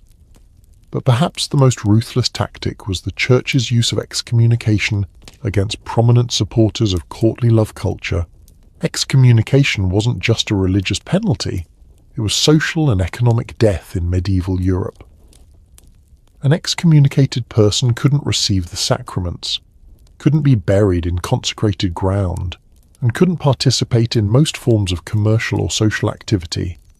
According to the chronicler Gerald of Wales, several troubadours were threatened with excommunication for their corruption of Christian morals, and at least one prominent poet, Macabru, was actually excommunicated for refusing to stop performing love songs that the Church considered blasphemous. The Church also targeted noble patrons who supported romantic literature and courtly love culture. Eleanor of Aquitaine herself was investigated by church authorities for promoting unchristian attitudes toward marriage and sexuality. While she was never formally excommunicated, the threat was always present, and it limited her ability to openly support the most radical aspects of the courtly love movement. But here's where the Church's opposition gets really interesting. They understood exactly what was at stake. This wasn't just about sexual morality or literary taste. It was about social control and the foundations of medieval civilization. The Romantic Revolution was promoting ideas that directly challenged the Church's authority over marriage, sexuality, and personal relationships. According to theological treatises from this period, Church leaders recognized that courtly love was teaching people that individual emotional fulfillment could be more important than religious obligation, that personal choice could override family and social duty, and that earthly love could provide spiritual satisfaction that didn't require church mediation. These ideas were genuinely revolutionary. If people started believing they had the right to choose their own romantic partners, make decisions based on personal happiness, and find spiritual fulfillment through human relationships, then the entire medieval social system, which was built on hierarchy, obedience, and church authority, would collapse. So the Church fought back with every weapon they had. They preached sermons condemning romantic love as a path to damnation. They commissioned theological treatises proving that courtly love was incompatible with Christian doctrine. They pressured secular authorities to ban romantic literature and prosecute people who promoted courtly love ideals. According to the records of the Inquisition, which was established in 1231, some church investigators actually classified extreme devotion to courtly love as a form of heresy. People who claimed that romantic love was a spiritual experience equal to religious devotion could be investigated, tried, and punished as heretics. The Church's propaganda campaign against romantic love was sophisticated and comprehensive. They didn't just say that courtly love was wrong, they created detailed philosophical and theological arguments explaining why it was spiritually dangerous. They commissioned scholars to write treatises proving that romantic passion led to moral corruption, social chaos, and eternal damnation. One of the most influential anti-romance texts was De Amore by Andreas Capellanus. Wait, That's confusing, because earlier we talked about how Andreas wrote the definitive guide to courtly love. Here's the twist: Andreas actually wrote his book as a double-edged sword. The first two sections describe courtly love in detail and make it sound attractive, but the third section is a complete condemnation of everything described in the first two sections. Andreas was essentially writing church propaganda disguised as a romance manual. He would spend hundreds of pages explaining how courtly love worked, getting his readers invested in the romantic ideals, and then suddenly switch to proving that everything he had just described was sinful and destructive. It was a sophisticated form of psychological manipulation designed to inoculate people against romantic ideas, and this propaganda campaign was partially successful. By 1250, the most extreme forms of courtly love culture had been suppressed or driven underground. Public celebrations of adulterous passion became less common. Troubadours began incorporating more religious themes into their poetry, and nobles became more careful about openly defying church teachings on marriage and sexuality. But the church's victory was incomplete and temporary. The harder they fought against romantic love, the more attractive it became to people who were tired of being told that their personal feelings didn't matter. Every book burning, every excommunication, every sermon condemning romantic passion just proved to people that love was powerful enough to threaten the most powerful institution in Europe. According to historian R.I. Moore, the church's aggressive opposition to courtly love actually helped spread romantic ideals by making them seem rebellious and exciting. Young people who might not have been interested in troubadour poetry became fascinated by it when they learned that the church considered it dangerous enough to ban. The church also made a crucial strategic error. They focused so much energy on suppressing aristocratic courtly love that they largely ignored the grassroots romantic culture developing among peasants and merchants that we discussed in the last section. While bishops were burning troubadour manuscripts, common folk were quietly developing their own approaches to love and marriage that incorporated many of the same ideals the church was trying to suppress. And perhaps most importantly, the church's opposition came too late. By the time they recognized courtly love as a threat, the Romantic Revolution had already spread across Europe, influenced an entire generation of nobles, and created new expectations about love and relationships that couldn't be easily reversed.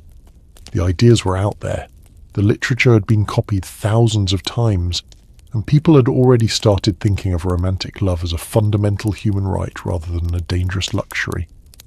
The church could suppress the most visible expressions of courtly love culture, but they couldn't erase the underlying belief that people deserved emotional fulfillment in their relationships.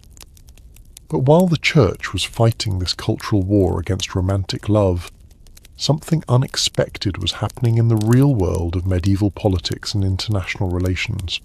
The courtly love movement wasn't just creating literature and changing social customs.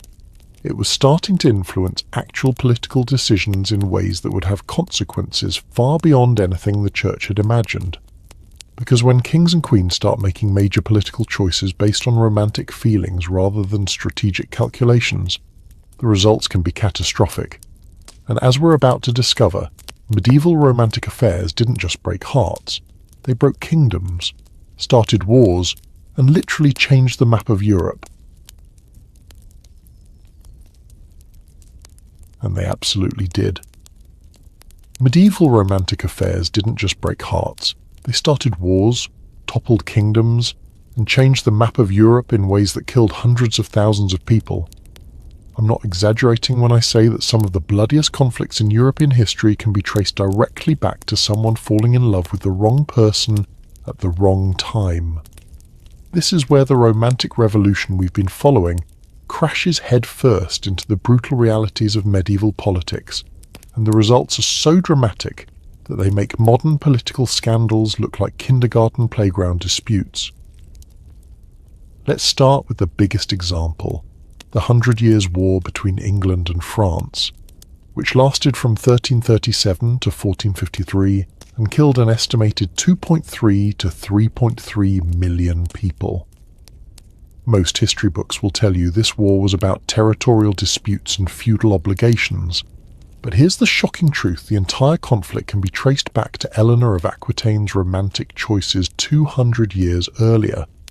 Remember how Eleanor divorced Louis VII of France to marry Henry II of England? That romantic decision transferred the vast Duchy of Aquitaine from French control to English control. When Eleanor's great-great-grandson Edward III became King of England in 1327, he inherited not just the English throne, but also Eleanor's claim to territories in France that were worth more than entire kingdoms. But here's where it gets really wild. Edward III's claim to the French throne itself came through his mother, Isabella of France, who had her own romantic scandal that destabilized two countries.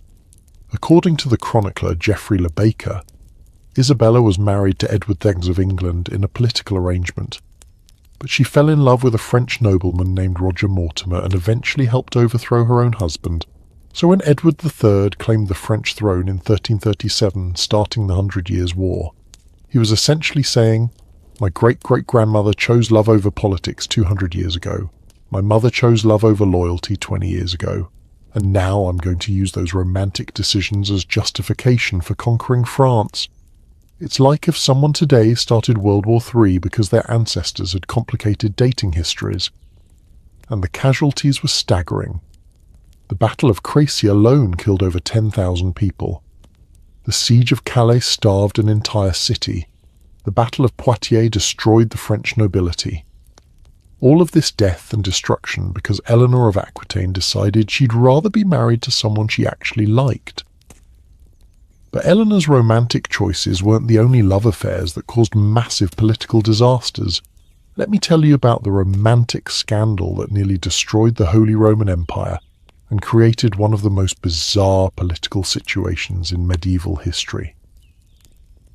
In 1152, the same year Eleanor married Henry VI, Holy Roman Emperor Frederick Barbarossa fell in love with a woman named Beatrice of Burgundy. This wasn't supposed to be a political problem. Beatrice was from an appropriate noble family, and the marriage would actually strengthen Frederick's position in Italy. But here's the twist: Beatrice was already married to someone else. According to the chronicler Otto of Freising, Frederick became so obsessed with Beatrice that he essentially started a war with her husband's family to force them to annul her marriage. This wasn't just a personal vendetta. Frederick used imperial armies and diplomatic pressure to restructure the entire political landscape of northern Italy, so he could marry the woman he wanted. The conflict over Beatrice's marriage created a cascade of political problems that lasted for decades. Italian city-states chose sides. The Pope got involved, and what started as one man's romantic obsession turned into a series of wars that devastated northern Italy and weakened the Holy Roman Empire for generations. But perhaps the most destructive romantic affair in medieval history involved King Philip Augustus of France and his relationship with Ingeborg of Denmark. Philip married Ingeborg in 1193 for political reasons, but according to contemporary sources, he took one look at her on their wedding day and immediately decided he couldn't stand her.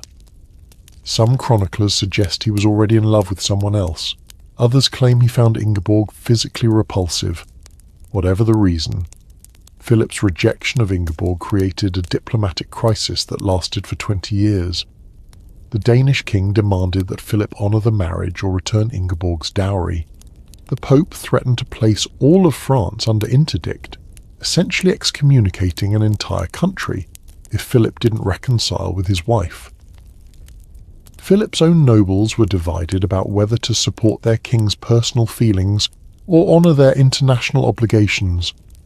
According to the chronicler Rigord, Philip's romantic problems contributed to military disasters, diplomatic failures, and internal political chaos that weakened France just as it was trying to compete with the emerging English Empire. Philip's personal inability to manage his marriage became a national security issue that affected millions of people. And then there's the case of King John of England, whose romantic decisions were so catastrophically bad that they literally cost him his kingdom. We mentioned earlier how John kidnapped Isabella of Angoulême to force her into marriage. What we didn't mention is that Isabella was already engaged to Hugh de Lusignan, one of the most powerful nobles in Western France. John's romantic kidnapping wasn't just personally offensive, it was a massive diplomatic insult that convinced Isabella's former fiancé and his entire family to rebel against English rule in France. According to the chronicler Matthew Paris, John's theft of Isabella directly caused the loss of Normandy, Anjou, and most of the other English territories in France. But the most bizarre part of John's story is what happened next after losing half his empire because he stole someone else's fiancée. John then became so paranoid about his own wife's loyalty that he started a civil war with his own nobles. The Magna Carta, one of the foundational documents of English constitutional law, was partly a response to John's erratic behaviour regarding his marriage and his obsessive jealousy about his wife's relationships with other nobles. So King John's romantic choices didn't just cause international wars, they accidentally created the legal foundations of modern democracy. It's like if someone's bad dating decisions somehow led to the writing of the Constitution. But the most psychologically fascinating case involves the love triangle that destroyed the most powerful family in medieval Europe, the Plantagenets. Henry VII and Eleanor of Aquitaine, whose romantic marriage had seemed like such a success story, eventually turned into one of the most dysfunctional relationships in royal history. According to contemporary sources, Henry's infidelities and Eleanor's political ambitions created a toxic dynamic that poisoned their entire family. Their sons, Henry the Young King, Richard the Lionheart, Geoffrey of Brittany, and John Lackland, spent decades fighting each other for power, often with their parents taking different sides in these conflicts. The chronicler Gerald of Wales wrote that Eleanor actually encouraged her sons to rebel against their father because she was so angry about Henry's affair with Rosamund Clifford. What started as a romantic marriage became a multi-generational family war that weakened England and created the political instability that would eventually lead to the loss of the Angevin Empire. And here's the really dark irony: Eleanor and Henry's romantic revolution, which was supposed to prove that love could be the foundation of political power, ended up demonstrating that mixing romantic feelings with political authority was incredibly dangerous. Their personal relationship problems became international crises that affected millions of people. The economic costs of these romance-driven wars were staggering. According to historian Michael Prestich's research on medieval military finance, the 100 Years' War cost England approximately $5 million over 116 years, equivalent to billions of dollars today. France spent even more. These were resources that could have been used for infrastructure, education, trade, or technological development, all wasted because various kings and queens couldn't manage their personal relationships responsibly. But perhaps the most important lesson from these romantic disasters is how they reveal the fundamental tension between individual desires and social responsibility that the courtly love movement had created. The Romantic Revolution had taught people that personal emotional fulfillment was important, that love was worth fighting for, and that individual choice mattered more than social convention. These were beautiful and important ideas that would eventually help create more humane and egalitarian societies. But when these ideas were applied by people who had the power to start wars, the results were catastrophic. Eleanor of Aquitaine's choice to prioritize her romantic happiness over political stability was brave and admirable on a personal level, but it ended up causing centuries of conflict that killed millions of people. The medieval Romantic Revolution had succeeded in establishing the importance of individual emotional needs, but it hadn't yet figured out how to balance those needs with broader social responsibilities. The kings and queens who embraced romantic ideals were often terrible at managing the political consequences of their romantic choices.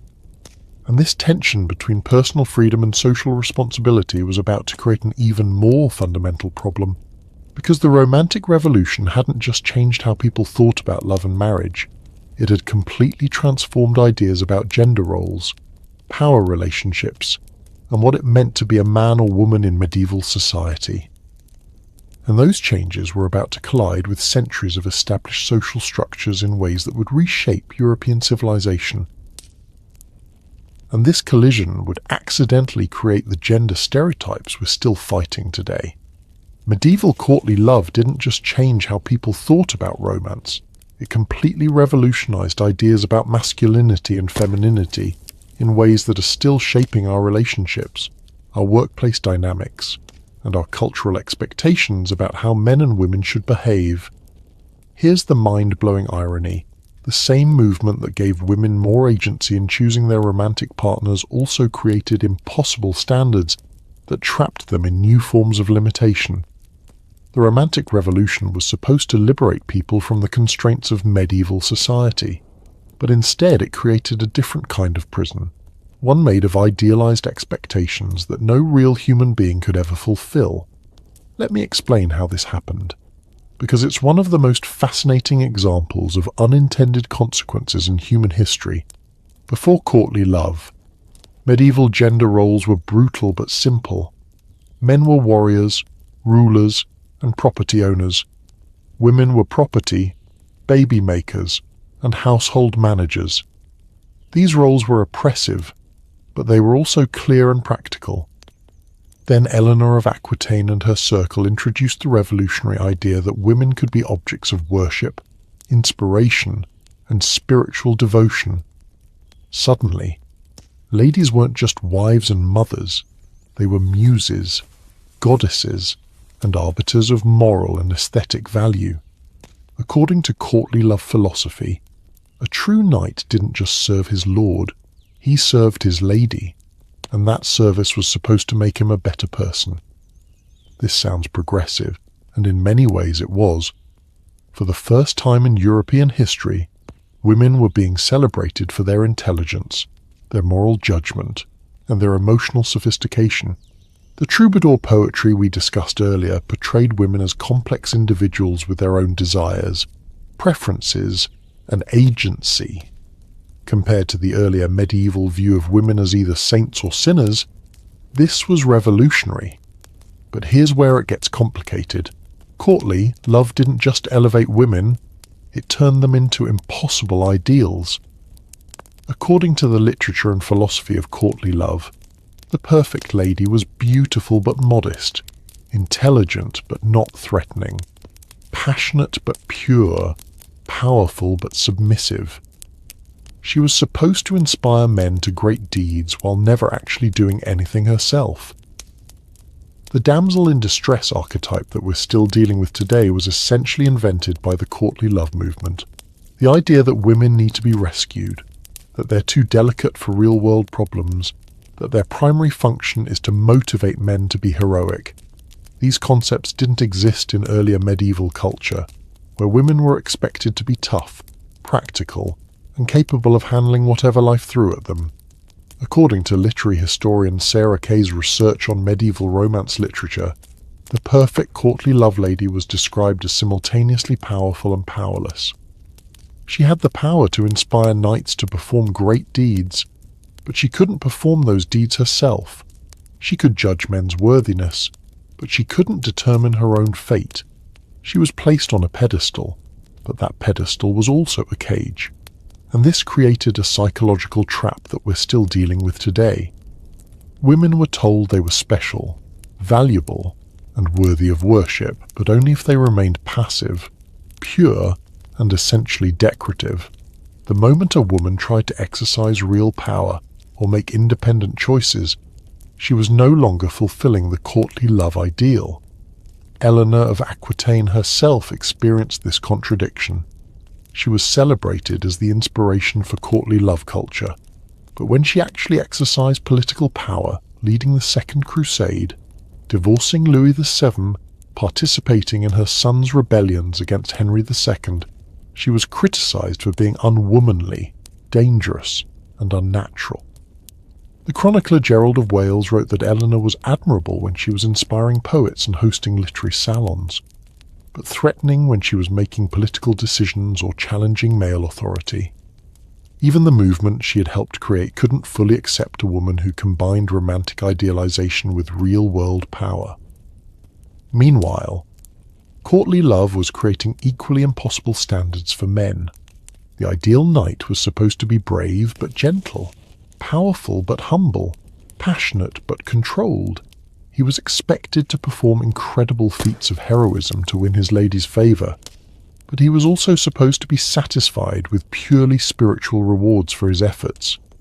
According to the courtly love philosophy we discussed earlier, the perfect knight was one who could love completely without possessing, serve devotedly without expecting reciprocation, and remain faithful even when his devotion was unrequited.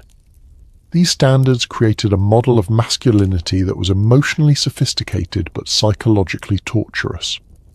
The concept of chivalry that emerged from courtly love culture established expectations for male behavior that were beautiful in theory but nearly impossible to maintain in practice. Men were supposed to be warriors who never used violence inappropriately, lovers who never pressed for physical satisfaction, and servants who maintained their dignity while submitting to their ladies' whims. And here's where this gets really important for understanding modern relationships. These medieval gender ideals didn't disappear when the Middle Ages ended. They evolved, adapted, and eventually became the foundation for gender expectations that are still influencing our culture today.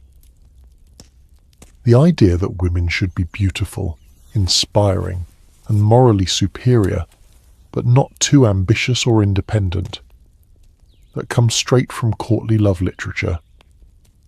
The expectation that men should be strong protectors who also express their emotions appropriately and respect women's autonomy. That's a direct descendant of medieval chivalric ideals. According to gender studies scholar Amy Vines, many of the relationship problems we see in modern dating culture can be traced back to these medieval contradictions. We expect men to be both dominant and respectful, both aggressive and sensitive. We expect women to be both empowered and feminine, both independent and romantically available. These aren't natural or inevitable gender differences. They're cultural constructions that were created by 12th century French nobles who were trying to solve very specific social problems in their own historical context. But somehow, these solutions became so embedded in European culture that we still think of them as normal and natural ways for men and women to behave. The friend zone concept that causes so much frustration in modern dating. That's a direct descendant of courtly love's idealization of unrequited passion. The expectation that romantic relationships should involve one partner pursuing and the other being pursued.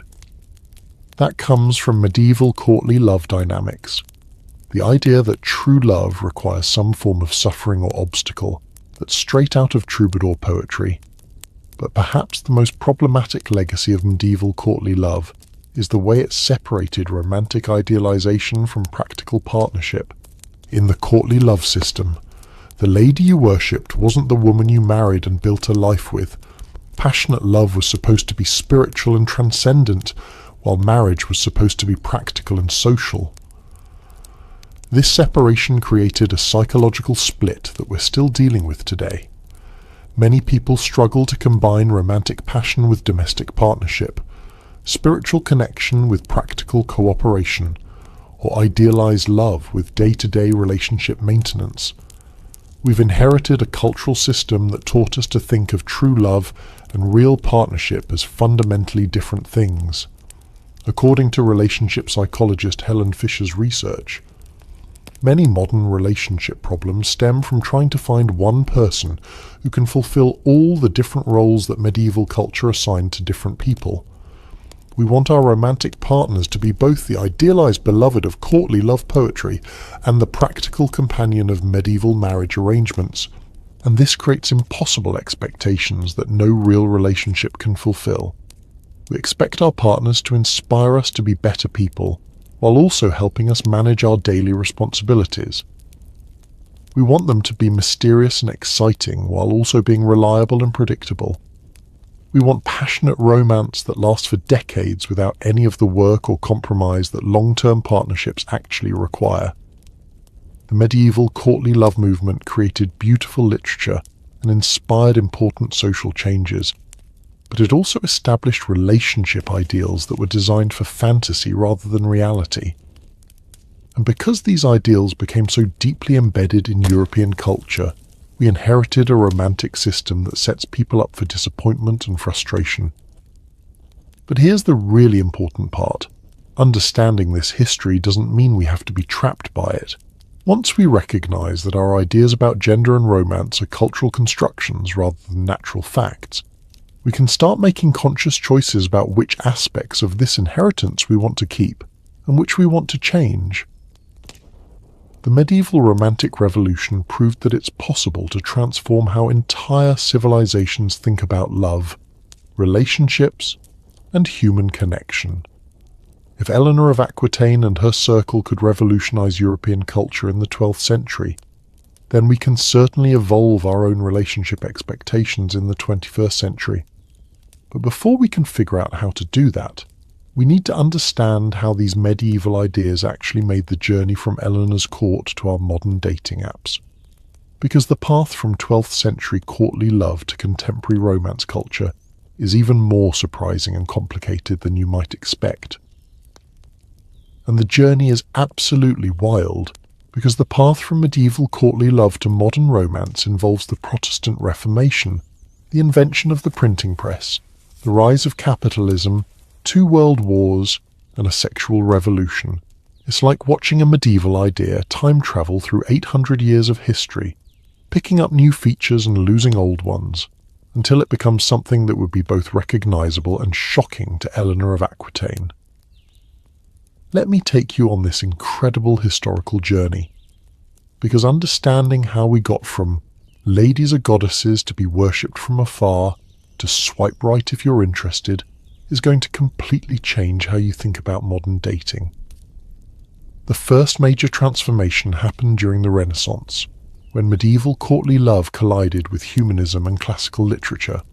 Renaissance writers like Petrarch and Dante took the courtly love tradition and made it more psychological, more individual, and more focused on personal emotional experience rather than social performance. Petrarch's sonnets to Laura, written in the 14th century, kept the basic structure of courtly love, passionate devotion to an idealized woman, but made it much more introspective and personal. According to literary scholar Leonard Barkan, Petrarch essentially invented the concept of romantic love as a form of self-exploration and personal development.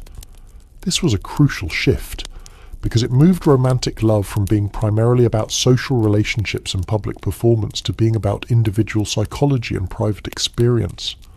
The Renaissance didn't abandon medieval romantic ideals, it internalized them and made them more personally meaningful. But the really dramatic change came with the Protestant Reformation in the 16th century. This is where the story gets completely counterintuitive, because the Protestant reformers actually rescued romantic love from the Catholic Church's opposition, but they did it by completely transforming what romantic love was supposed to accomplish. Martin Luther, John Calvin, and other Protestant leaders rejected the Catholic Church's teaching that celibacy was spiritually superior to marriage. According to Protestant theology, marriage wasn't just a necessary evil for procreation, it was a positive good that could provide spiritual fulfillment, emotional support, and personal growth. According to historian Stephen Osment's research on Protestant marriage ideals, reformers like Luther actually encouraged married couples to enjoy each other's company, express affection openly, and see their relationships as forms of religious devotion. This was revolutionary, because it meant that passionate love could be both spiritual and practical, both transcendent and domestic. Protestant marriage ideals took the emotional intensity of courtly love and made it compatible with the actual married life. Instead of worshipping someone you could never have, Protestant couples were encouraged to build passionate partnerships with the people they actually lived with. It was like taking the best parts of medieval romance and making them functional for real relationships. But the Protestant transformation of romantic love came with its own complications. Protestant theology emphasized that marriage should be based on mutual affection and personal choice. But it also insisted that these choices should be made within strict religious and social frameworks. You could marry for love, but only if you chose the right kind of person with the right kind of faith. And this is where capitalism enters the story, because the rise of market economies in the 16th and 17th centuries created new opportunities for people to choose their own marriage partners based on personal preference rather than family arrangement. According to economist Gary Becker's research on the historical development of marriage markets, economic individualism made romantic individualism possible. When people could earn their own money, own their own property, and make their own economic decisions, they gained the practical freedom to make their own romantic decisions too. The merchant classes and emerging middle classes were the first to really embrace the idea that marriage could be based on personal attraction and emotional compatibility rather than just family politics and economic advantage. The invention of the printing press in the 15th century also played a crucial role in spreading romantic ideals. Suddenly, romance literature could be mass-produced and distributed to people who would never have had access to handwritten manuscripts. According to book historian Elizabeth Eisenstein, printed romance novels created the first truly popular culture around love and relationships. The most influential of these printed romances was Amadis of Gaul, a Spanish novel that became a bestseller across Europe in the 16th century. Amadis combined medieval chivalric ideals with Renaissance psychological sophistication and Protestant companionate marriage ideals. It was like a medieval romance novel updated for early modern audiences.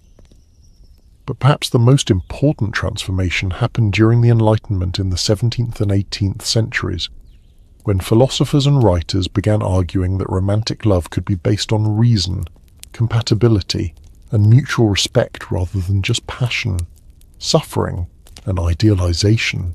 Enlightenment thinkers like Mary Wollstonecraft argued that the best marriages were those based on intellectual equality and shared values rather than just physical attraction or social advantage. According to historian Lawrence Stone's research on English marriage patterns, this period saw the emergence of what he calls companionate marriage, unions based on friendship, affection, and mutual support rather than just duty or passion. This was a huge shift from medieval courtly love, because it suggested that romantic relationships could be both emotionally fulfilling and intellectually satisfying, both passionate and practical.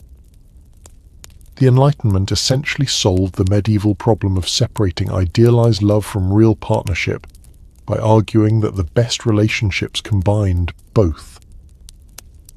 But the really dramatic change came in the 19th century with the Romantic movement in literature and art.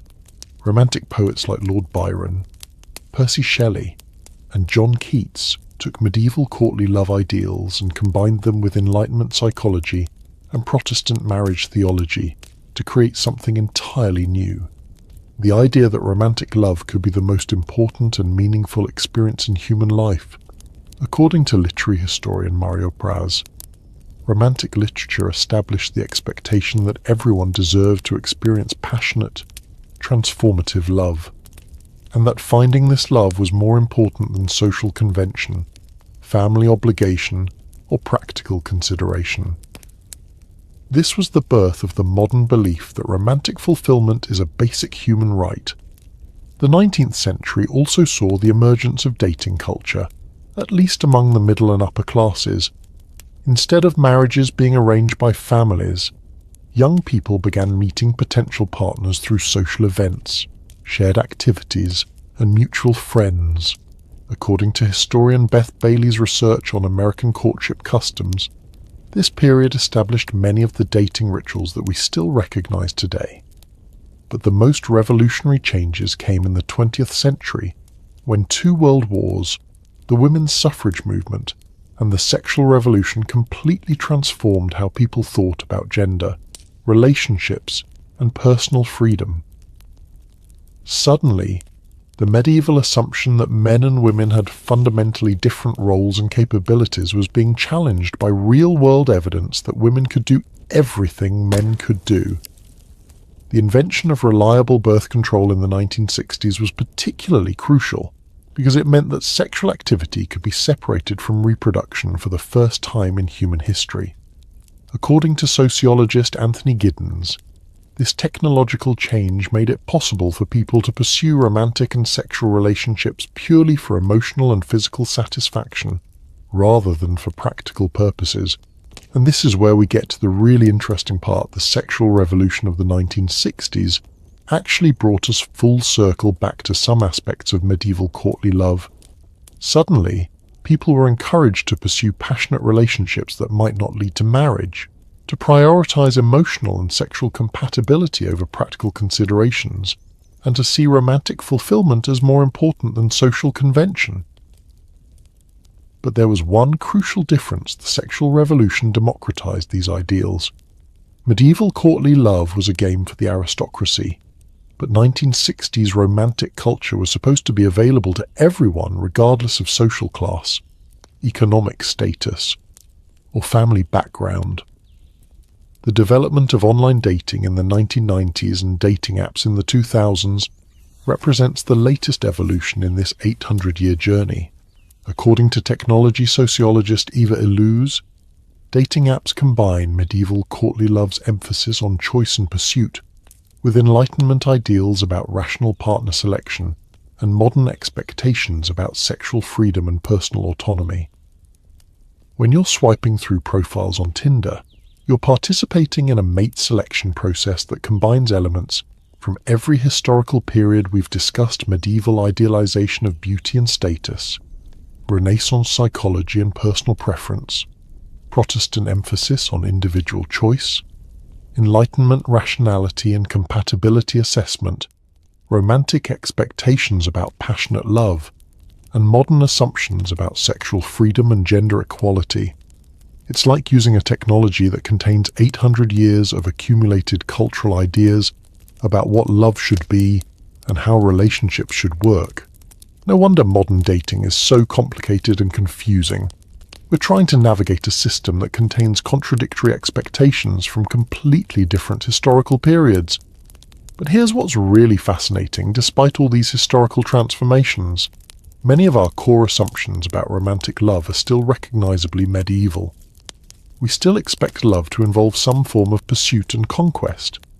We still think the best relationships require overcoming obstacles and challenges. We still believe that true love should be passionate, exclusive, and transformative. These expectations make sense when you understand their historical origins, but they can also create problems when they collide with the realities of modern life. We're trying to live out medieval romantic fantasies in a world with completely different social structures, economic systems, and cultural values. Understanding this history helps explain why modern romance culture often feels so contradictory and unsatisfying. We're not dealing with natural or inevitable relationship patterns. We're dealing with cultural inheritance from societies that had very different problems and priorities than we do today. But that also means we have the power to change these patterns if we want to. The medieval romantic revolution proved that it's possible to completely transform how entire civilizations think about love and relationships. And as we're about to discover, the next phase of that transformation might already be underway. And it absolutely is underway, because medieval romance isn't just ancient history. It's actively shaping your dating life right now in ways that are both hilarious and deeply problematic. Your dating app profile, your relationship expectations, and your romantic disappointments are all being influenced by ideas that were invented 900 years ago by French nobles who had completely different problems than you do. Let me show you exactly how medieval romance is infiltrating modern culture, because once you see these connections, you'll never look at contemporary relationships the same way again. First, let's talk about dating apps, because they're essentially medieval courtly love games disguised as modern technology. Think about how Tinder actually works. You see an idealized image of someone. You make a judgment about their worthiness based on limited visual information, and then you either pursue them or dismissed them based on superficial criteria. Sound familiar?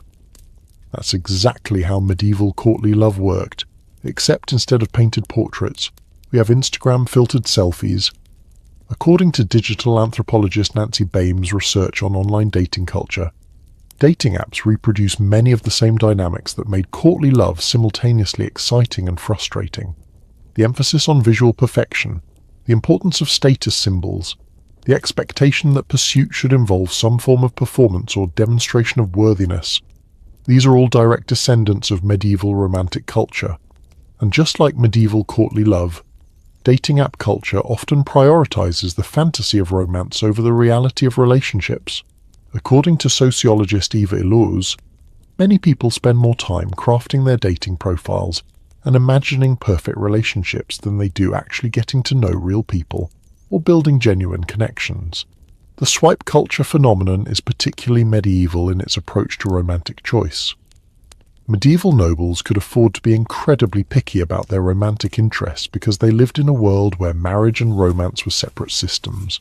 Similarly, dating apps create an artificial abundance of options that encourages people to treat potential partners as disposable commodities rather than complex human beings. But the most obvious medieval influence on modern culture is the persistence of chivalric ideals in contemporary dating expectations. According to relationship researcher John Gottman, many people still expect romantic relationships to follow patterns that were established by 12th century troubadours. One person pursues, the other is pursued. Love should involve some form of challenge or obstacle. The best relationships require dramatic gestures and passionate devotion. These expectations show up everywhere in modern dating culture. The idea that men should pay for dates. That's a direct descendant of medieval chivalric obligations. The expectation that romantic relationships should involve some form of chase or pursuit. That comes straight from courtly love literature. The belief that true love should feel effortless and magical. That's pure medieval romanticism. And don't even get me started on how medieval these expectations are when it comes to marriage proposals. The tradition of getting down on one knee, presenting an expensive ring, and making a public declaration of devotion, this is essentially a modern version of a medieval knight pledging service to his lady. According to anthropologist Helen Fisher, the engagement ring tradition specifically evolved from medieval practices where knights would give tokens to their chosen ladies as symbols of devotion. But perhaps the most problematic medieval influence on modern relationships is the persistence of savior complex dynamics in romantic culture. The medieval damsel in distress archetype has evolved into contemporary expectations that romantic partners should rescue each other from loneliness, unhappiness, or unfulfillment. According to clinical psychologist Robert Firestone, many people approach relationships with the unconscious expectation that finding the right partner will solve their personal problems, complete their identity, or provide the missing piece of their happiness. This is a direct descendant of medieval courtly love's belief that romantic devotion could provide spiritual transformation and personal transcendence. Social media has made these medieval dynamics even more intense, because platforms like Instagram and Facebook essentially allow everyone to create their own version of medieval courtly performance.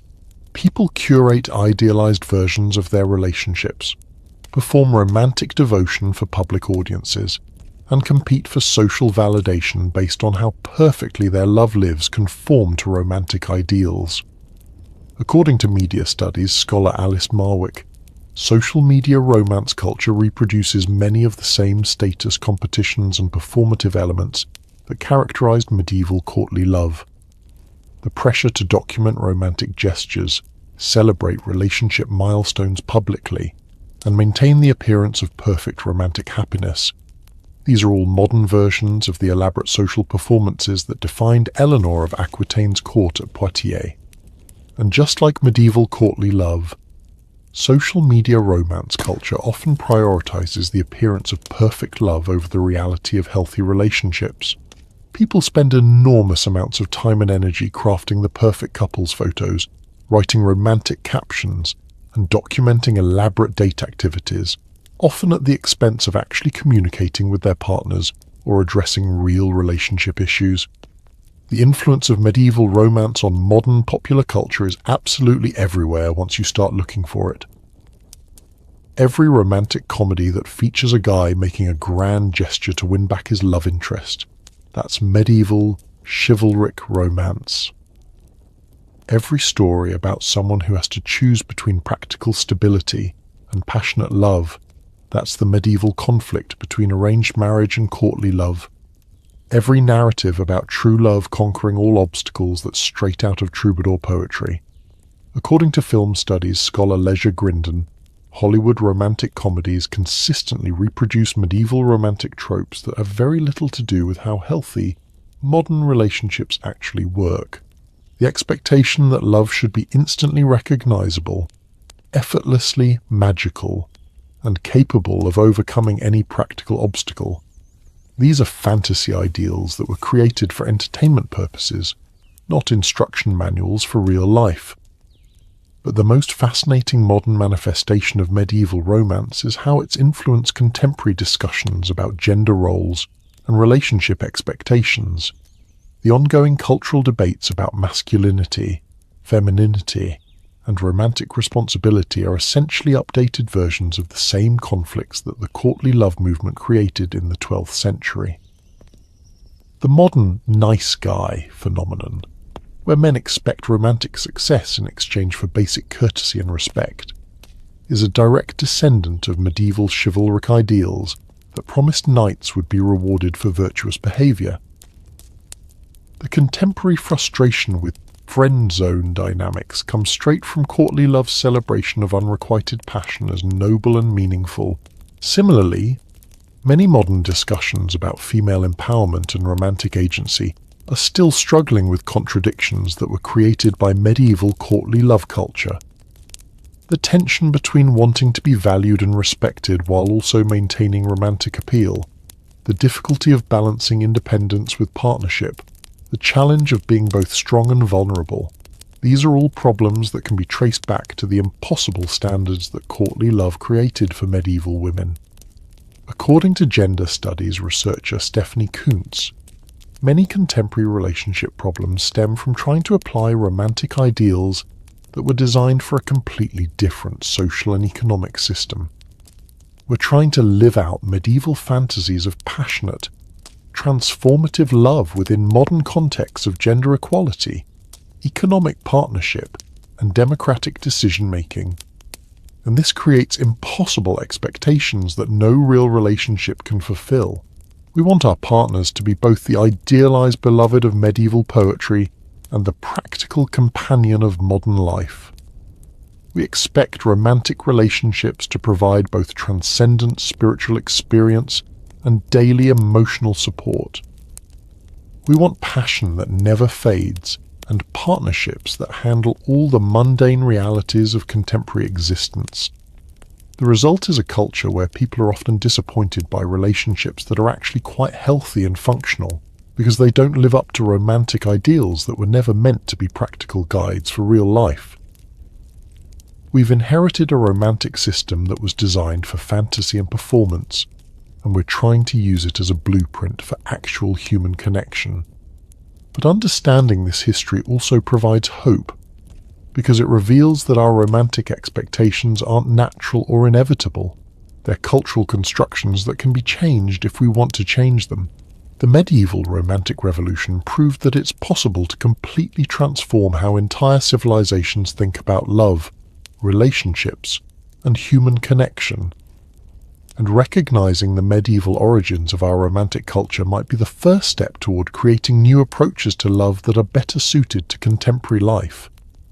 Because once you understand that your relationship expectations were invented by 12th century French nobles, you can start asking whether those expectations are actually serving you well in the 21st century.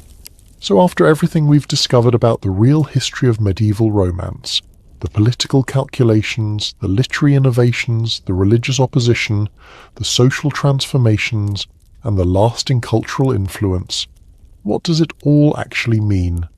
What can we learn from this incredible 800-year journey from Eleanor of Aquitaine's court to your smartphone dating app? Well, that's the final question we need to answer, and the answer might surprise you. And the answer is this. The most important lesson about medieval romance isn't what it tells us about the past. It's what it reveals about the power we have to consciously shape our future relationships and cultural expectations. After spending 2.5 hours exploring this incredible journey from Eleanor of Aquitaine's revolutionary divorce to your modern dating app profile, here's the most surprising discovery of all: medieval people weren't fundamentally different from us. They experienced the same desires for love, connection, and emotional fulfillment that we do today. The difference wasn't in their capacity for feeling. It was in their permission to act on those feelings. The medieval romantic revolution that we've been following proves something incredibly important about human nature. When people are given the cultural permission and practical freedom to prioritize emotional fulfillment in their relationships, they will create entirely new ways of loving, connecting, and building lives together. Eleanor of Aquitaine and her circle didn't discover romantic love. They invented the social and cultural frameworks that allowed romantic love to flourish. And that's the key insight that changes everything. Our ideas about love, relationships, and romance aren't natural facts about human psychology. They're cultural constructions that can be consciously designed, deliberately improved, and intentionally evolved to serve our actual needs and values. The reason understanding medieval romance history matters isn't because we should go back to 12th century relationship models. It's because recognizing the artificial nature of our romantic expectations frees us to create better ones. Think about what we've discovered over the past 2.5 hours. Medieval marriage contracts that treated women like property led to a romantic revolution that gave women unprecedented cultural power. The Church's attempts to suppress romantic love accidentally made it more appealing and widespread. Troubadour poetry that was meant as entertainment became the foundation for real social change. Eleanor of Aquitaine's personal romantic choices accidentally started wars that lasted for centuries. Every step of this journey shows us that small changes in how we think about love and relationships can have enormous consequences that ripple through society for generations. The poets and nobles who created courtly love culture had no idea they were establishing relationship expectations that would still be influencing people 800 years later. So here's the most important question. What kind of romantic culture do we want to create for the next 800 years? What relationship expectations do we want to pass on to future generations? And what outdated medieval assumptions are we ready to consciously abandon? Because here's what medieval history teaches us about the power of conscious cultural change. It doesn't require kings or queens or massive social movements. It just requires people who are willing to question existing assumptions and experiment with new approaches to fundamental human experiences. Eleanor of Aquitaine changed European civilization not because she had magical powers, but because she refused to accept that her personal happiness was irrelevant to her life choices. The troubadours transformed European culture not because they had special authority, but because they created beautiful art that spoke to universal human desires that had been suppressed for too long. And today, we have opportunities for conscious cultural evolution that medieval people could never have imagined. We have global communication systems that can spread new ideas instantly. We have scientific research that can help us understand what actually creates healthy, satisfying relationships. We have economic and social freedoms that allow us to experiment with new relationship models without risking our survival. Most importantly, we have historical perspective that allows us to recognize which aspects of our romantic inheritance are serving us well and which are creating unnecessary problems. For example, the medieval emphasis on choice and personal agency in romantic relationships that's worth keeping and expanding. The expectation that love should involve impossible idealization and constant suffering that's probably worth abandoning. The idea that relationships should provide both practical partnership and emotional fulfillment That's a genuinely valuable innovation.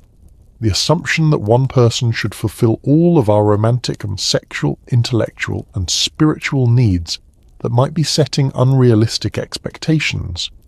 The medieval separation between passionate love and practical marriage created problems that we're still dealing with. But it also showed us that it's possible to consciously design relationship systems that balance individual desires with social stability. We can learn from their mistakes and build on their successes. And here's what gives me hope about the future of romance. The same forces that allowed medieval people to revolutionize love culture are still operating today. People are still willing to question traditional assumptions about relationships. Artists are still creating new narratives about love and connection. Technology is still providing new tools for meeting people and maintaining relationships. The difference is that now we can do this evolution consciously and intentionally, rather than accidentally and chaotically. We can study what actually works in relationships, rather than just inheriting romantic fantasies from entertainment culture. We can design dating and mating systems that serve human flourishing, rather than just reproducing historical patterns that made sense in completely different social contexts. The medieval romantic revolution succeeded because it offered people something better than what they had before. It gave them permission to value their emotional needs, agency in their romantic choices, and hope that their relationships could be sources of personal fulfillment rather than just social obligation. Our opportunity is to continue that evolution by creating relationship cultures that combine the best insights from 800 years of romantic innovation with contemporary knowledge about psychology, gender equality, communication skills, and human flourishing. This might mean developing new rituals for meeting and getting to know potential partners that prioritize genuine compatibility over superficial attraction. It might mean creating relationship education that teaches practical skills for maintaining long-term partnerships alongside the romantic idealism. It might mean designing social institutions that support diverse relationship models rather than assuming that one size fits all. But whatever specific changes we make, the most important lesson from medieval romance history is that change is possible. The romantic expectations that feel natural and inevitable to us today were revolutionary innovations just a few centuries ago. The relationship problems that seem intractable today might be solved by cultural innovations that we haven't imagined yet. Medieval romance teaches us that love itself is one of the most powerful forces for social change in human history. When people started believing that they deserved emotional fulfillment in their relationships, it transformed laws, challenged religious authority, inspired artistic movements, and eventually helped create more egalitarian and humane societies. The capacity for love that we all carry isn't just a personal experience, it's a cultural and political force that can reshape the world when it's channeled thoughtfully and intentionally.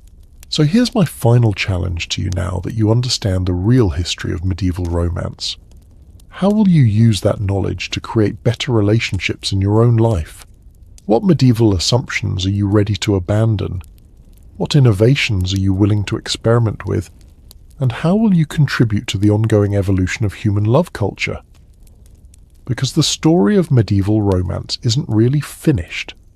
It's still being written every time someone chooses to prioritize emotional authenticity over social performance. Every time someone builds a relationship based on genuine partnership rather than inherited scripts. And every time someone has the courage to love in ways that serve human flourishing rather than cultural expectations. Eleanor of Aquitaine started a revolution in 1152 when she chose love over duty. That revolution is still happening today, and you're part of it whether you realize it or not. The question is, what chapter of this story will you write next?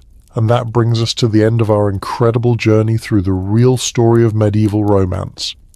Over the past 2.5 hours, we've discovered how one woman's divorce accidentally invented romantic love, how French poets created a cultural revolution that the church tried desperately to stop, and how medieval ideas about relationships are still shaping your dating life today.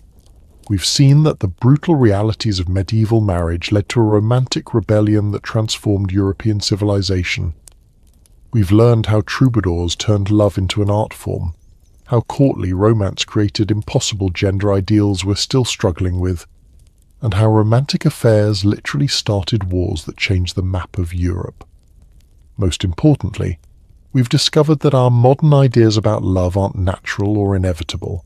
They're cultural inventions that can be consciously improved if we have the courage to question them and the creativity to imagine something better. The medieval romantic revolution proves that love is one of the most powerful forces for social change in human history. And understanding that history gives us the power to continue that evolution in ways that serve human flourishing rather than inherited fantasies. If this story has changed how you think about love, relationships, or the power of cultural change, please hit that like button and let me know in the comments what surprised you most about this incredible journey. And if you want to join me for more explorations into the hidden histories that are still shaping our modern world, make sure you subscribe and ring that notification bell, because Eleanor of Aquitaine's revolution isn't over. It's still happening every time someone chooses authentic love over social performance. And I want to keep uncovering these amazing stories with you. Thanks for taking this incredible journey through medieval romance with me. Until next time, remember the capacity to love and be loved isn't just personal. It's one of the most powerful tools we have for creating a more humane world. See you next time.